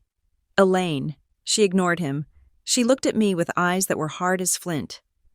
The Heritage Fund is not just a charity, she said. It is the guarantor for the waterfront redevelopment project. We have investors from Atlanta and Charlotte. They have put millions into the planning.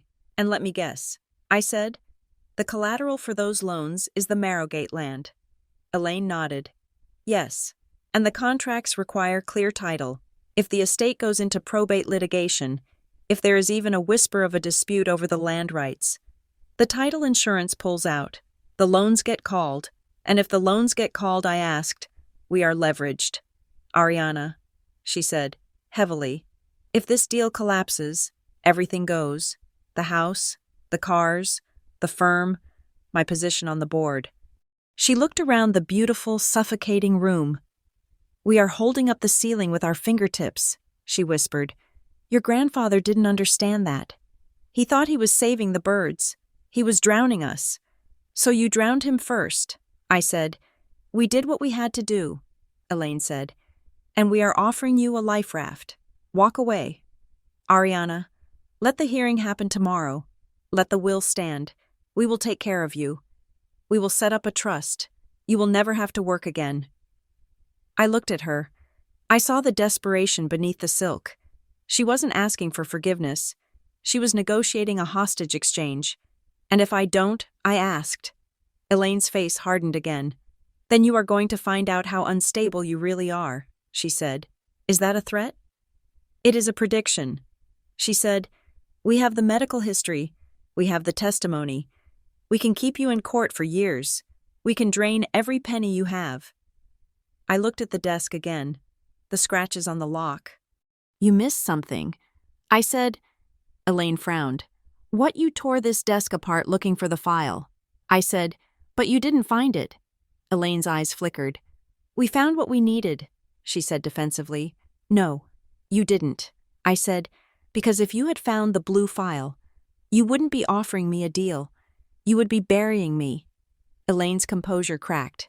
He told you, she hissed. He left me a map. I lied. I touched my purse, feeling the recorder. Elaine stepped closer. The envelope is gone, she said. We checked the vault list at the bank. There is no envelope. I froze. I hadn't mentioned an envelope. I had only mentioned a file, the sealed envelope at Redfern and Pike. The one Mrs. Higgins had told me about, the one my grandfather had hidden off-site.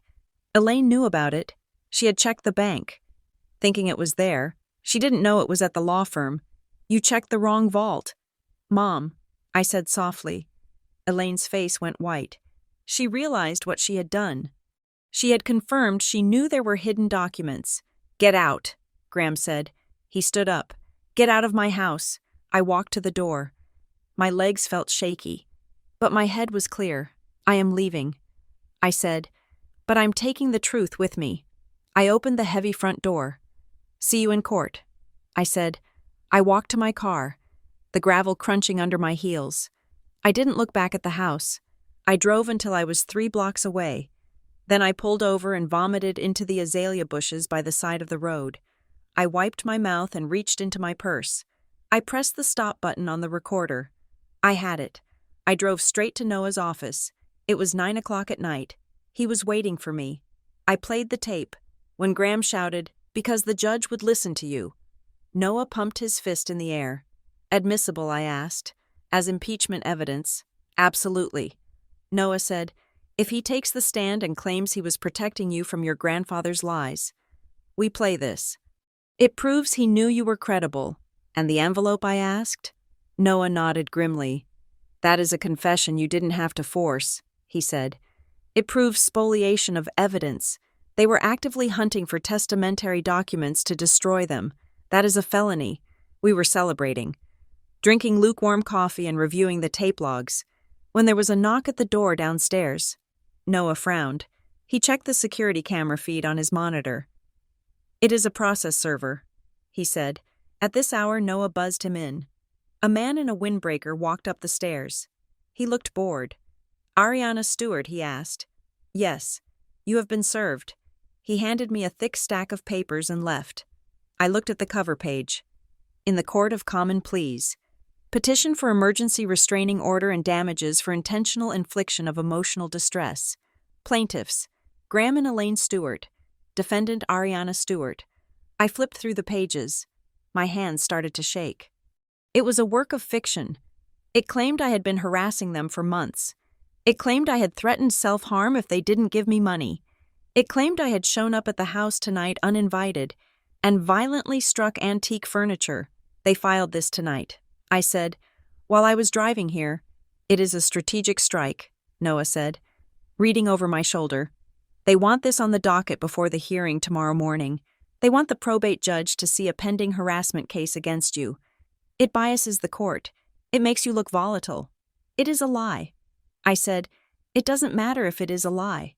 Noah said, "It matters that it is a distraction. They want you defending yourself against this instead of fighting for the will." I threw the papers on the floor. "I am not distracted." I said, "I am furious." My phone buzzed. It was Detective Lila Moreno. "Ariana." She said, "I got the subpoena returns from Sky Shield." "Tell me." I said, "The tip that flagged you at the airport," she said. "We traced the IP address. It didn't just come from the Stewart Ridge corporate server." "Where did it come from?" "It came from a device with a specific MAC address." Lila said, "We cross-referenced it with the devices registered to the company account. It was sent from an iPad Pro, registered to Graham Stewart, directly from him." I said, his fingers on the screen. Lila said, "No intermediary, no deniability. He filed a federal security threat against his own daughter from his living room." "Can you bring that to court?" I asked. "I will be there at 8 a.m., she said. With bells on, we had the pieces, all of them. We had the flight records, the fake notary slip, the audio recording of the confession, the Sky Shield logs linking Graham to the airport stop, and the contingency will with the trigger clause. Now we had to decide how to use them." Noah paced the room. "We have two options," he said. "We can walk in there and drop everything at once. Shock and awe. Or we set a trap." Noah said. I looked at the whiteboard where he had drawn our timeline. "Tell me about the trap." "The trigger clause activates if they interfere with your attendance or notice." Noah said, "We have to prove the interference before we present the will." "Go on. If we introduce the will first, they will argue it is a forgery, or that it was revoked."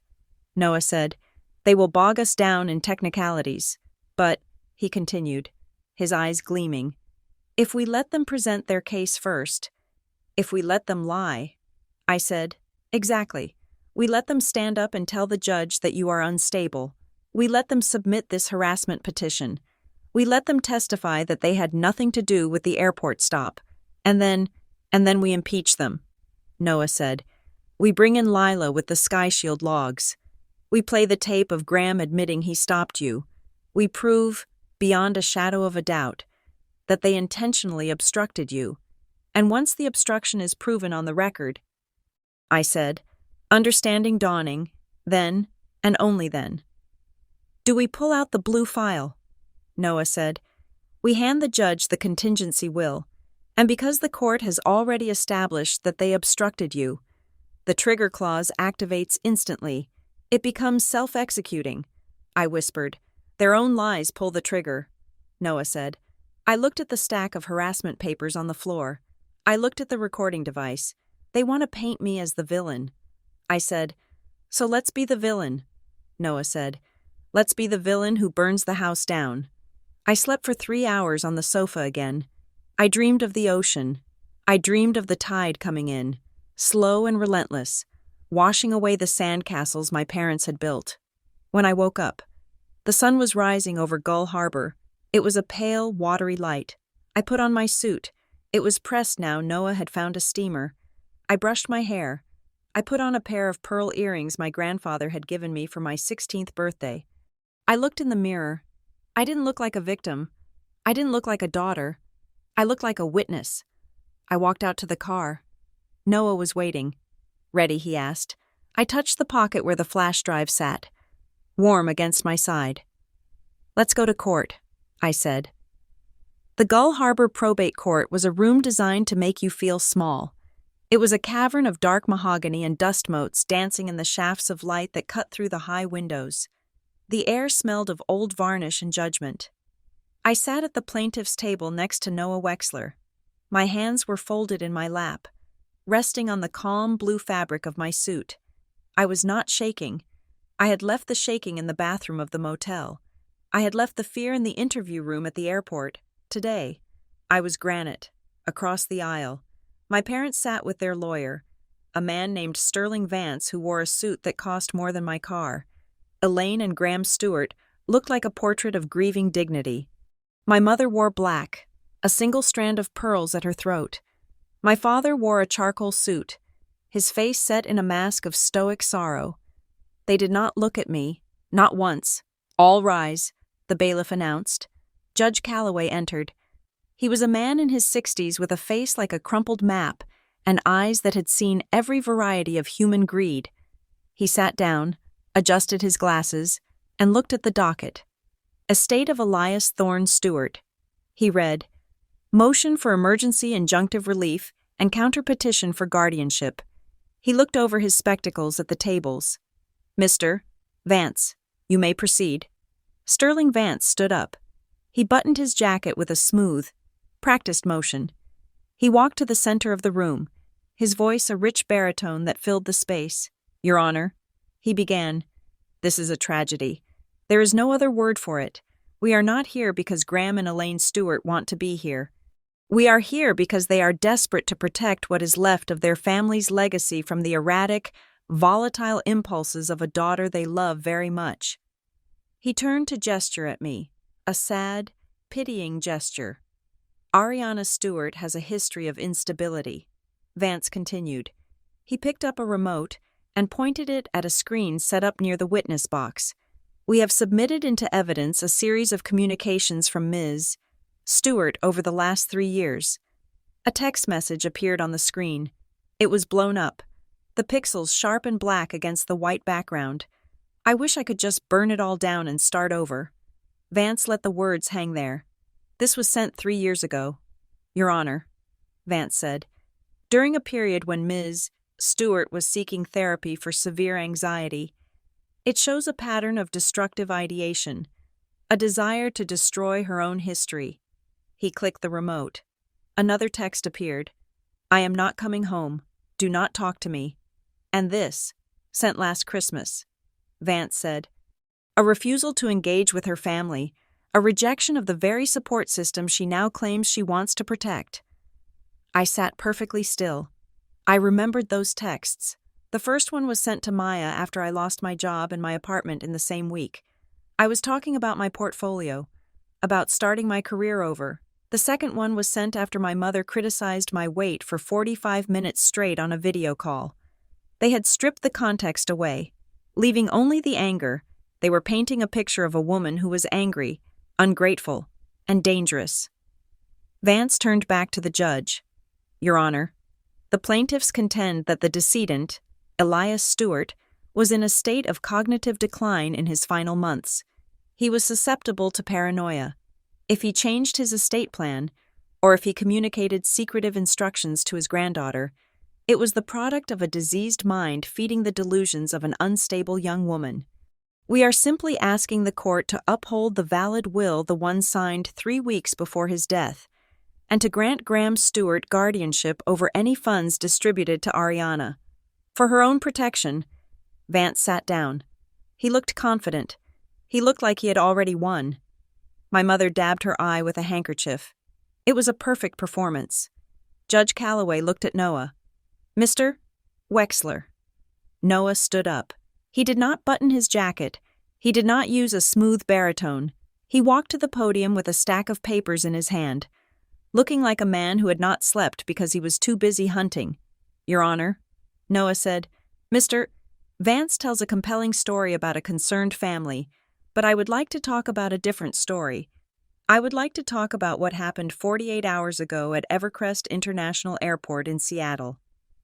Noah placed a document on the overhead projector. It was the TSA incident report. On Tuesday morning, Ariana Stewart arrived at the airport to travel to this hearing. Noah said, she was detained by airport police. She was interrogated. She was strip-searched. The reason for this detention was a call to a security hotline claiming she was transporting stolen jewelry. Noah paused. He looked at my parents. Graham shifted in his seat. The police found nothing. Noah said, no jewelry, no contraband. But the detention caused Ms. Stewart to miss her flight. It caused her to be stranded. It nearly caused her to miss this hearing entirely. Noah swapped the document. The SkyShield log appeared on the screen, with the highlighted IP address and device registration.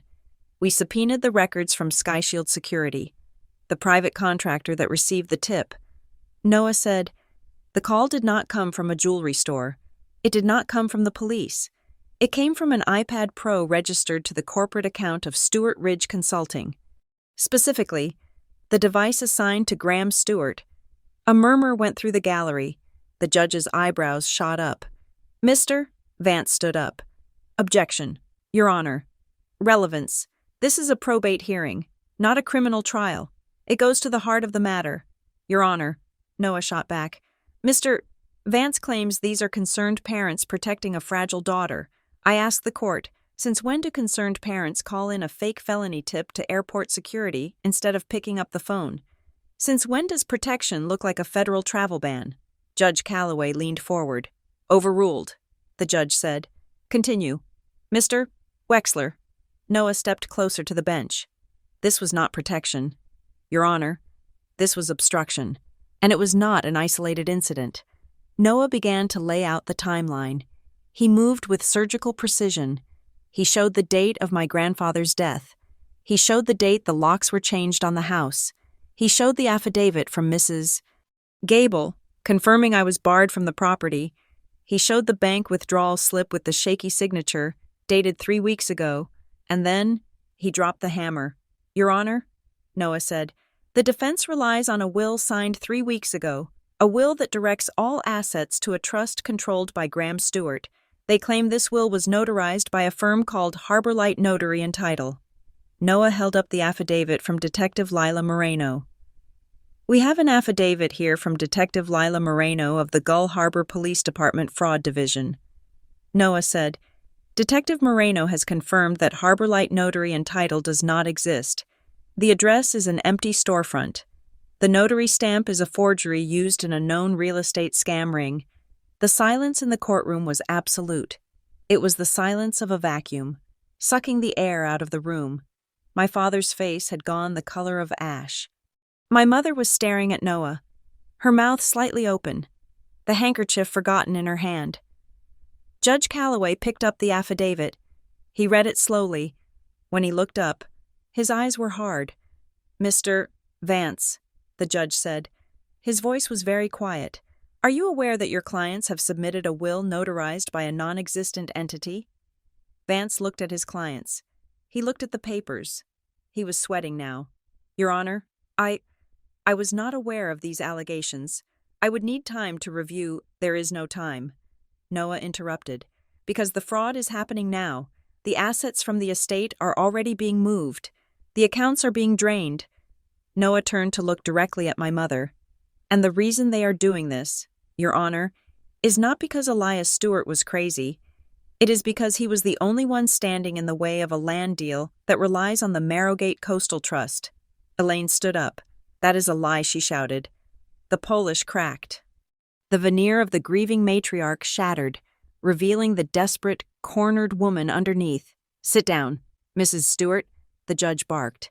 He was holding us hostage, Elaine cried out, ignoring her lawyer's hand on her arm. She pointed a trembling finger at the empty witness chair. As if my grandfather were sitting there. He was going to ruin everything. He refused to sign the easements. He refused to listen to reason. He was going to let the funding collapse just to spite us. So you forged his signature? Noah asked calmly. We saved the family. Elaine screamed. She was breathing hard, her chest heaving. We did what was necessary to preserve the estate, and we had to stop her. She pointed at me because she doesn't understand business. She would have let him burn it all down. And that is why you intercepted her mail, Noah asked. That is why you redirected the court notices to your husband's office. So she wouldn't know about the hearing. We couldn't let her be influenced by his paranoia, Elaine retorted. We had to keep her away until the deal was done. The courtroom froze. Elaine looked around, wild-eyed. She saw the shock on the faces of the gallery. She saw the horror on her lawyer's face. She saw the judge writing something down with a heavy, deliberate hand. She realized what she had said. She had just admitted, on the record, in open court, that they had intentionally prevented me from receiving notice of the hearing. Noah looked at me. He gave a microscopic nod. It was time. Noah walked back to our table. He picked up the blue folder. Your Honor, Noah said, based on the admission just made by Elaine Stewart, and the evidence of the airport obstruction, I would like to submit one final document to the court. He pulled out the yellowed, stiff paper of the contingency will. This is the last will and testament of Elias Thorne Stewart, dated 4 years ago, Noah said, authenticated by Redfern and Pike Legal Archives. He handed the document to the bailiff, who took it to the judge. Please turn to Article 7, Noah said, the anti-interference trigger clause. Judge Calloway put on his reading glasses. He flipped the pages. He read silently for a moment, then he read aloud. In the event that any beneficiary is prevented from receiving timely notice, or is physically or legally obstructed from attending proceedings, the entirety of the estate shall be placed into a blind trust administered by an independent fiduciary. The judge looked up. He looked at Graham and Elaine Stewart. The clause is self-executing, Your Honor, Noah said, by their own actions by the airport stop, by the email interception, and by Mrs. Stewart's own admission just now they have triggered the contingency. The trap had snapped shut. They had built it themselves, brick by brick, lie by lie. My grandfather hadn't defeated them. He had simply given them the rope, and they had hanged themselves. Judge Calloway closed the folder. He took off his glasses. He looked at Sterling Vance. Mr. Vance, your clients are in serious trouble. Vance did not argue. He was distancing himself. Physically leaning away from my parents on the bench, the court issues the following orders, effective immediately. The judge said, his voice rang out like a bell. 1. The will dated 3 weeks ago is suspended pending a criminal investigation into the notary attestation. 2. The court recognizes the validity of the trigger clause in the prior will. I am appointing an independent fiduciary from the court's list to take immediate control of the Stewart estate and the Marrowgate Coastal Trust. 3. All assets held by Graham and Elaine Stewart that can be traced to the estate are frozen. No transfers, no withdrawals, no sales. 4. I am referring the evidence regarding the Sky Shield tip and the Harbor Light Notary to the District Attorney's Office for review of potential charges regarding fraud, forgery, and filing a false police report. My father put his head in his hands. My mother sat stone still, staring at the air, her face a mask of shock. This hearing is adjourned, the judge said. He banged the gavel. It was over.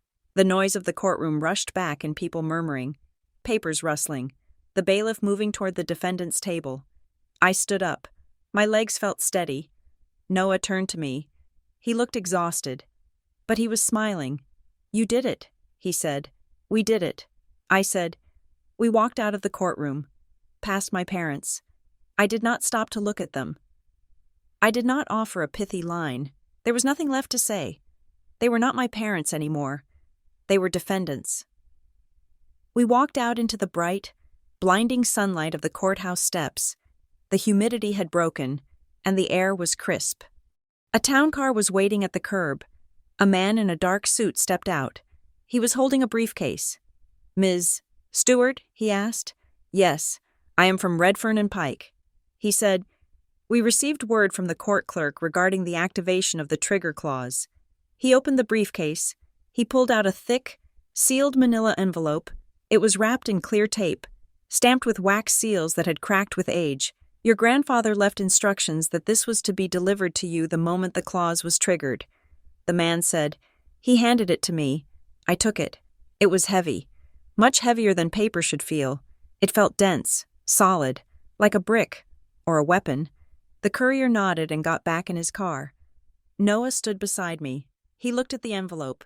Do you want to open it? He asked. I looked at the seals. Elias Thorne Stewart. I thought about what was inside. Was it the proof of the land fraud? Was it a confession of his own sins? Was it the key to a safety deposit box filled with gold? Or was it something simpler, a diary? A history? The truth about our family that he had hidden to protect me until I was strong enough to handle it. My hands started to shake. Not from fear of my parents. They were small now, shrinking in the rearview mirror of my life. I was shaking because of the weight of the truth. Once I opened this, there was no going back. The secrets inside would belong to me. I would have to carry them. I would have to decide who to destroy and who to save. I looked back at the courthouse steps. My parents were coming out. They looked disoriented. My father was arguing with his lawyer.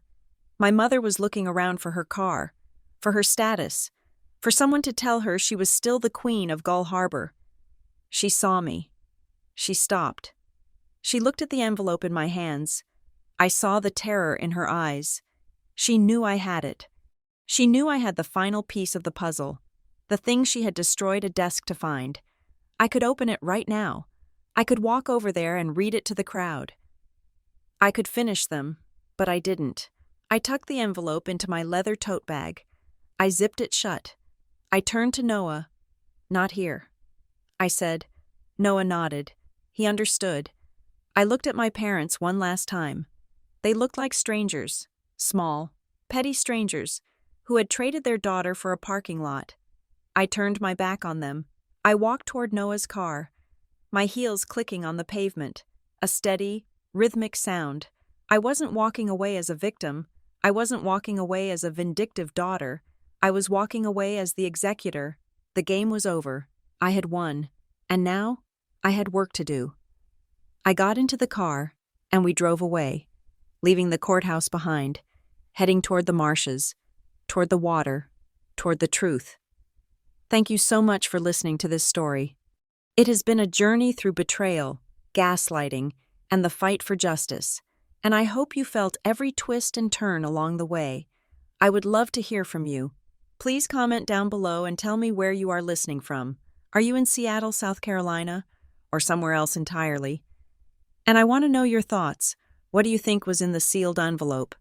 What would you have done in Ariana's shoes? If you enjoyed this story, please make sure to subscribe to Revenge Stories so you never miss an episode. We have many more tales of justice and drama coming your way. Share your theories in the comments in English. And thank you again for being part of this audience. Goodbye for now.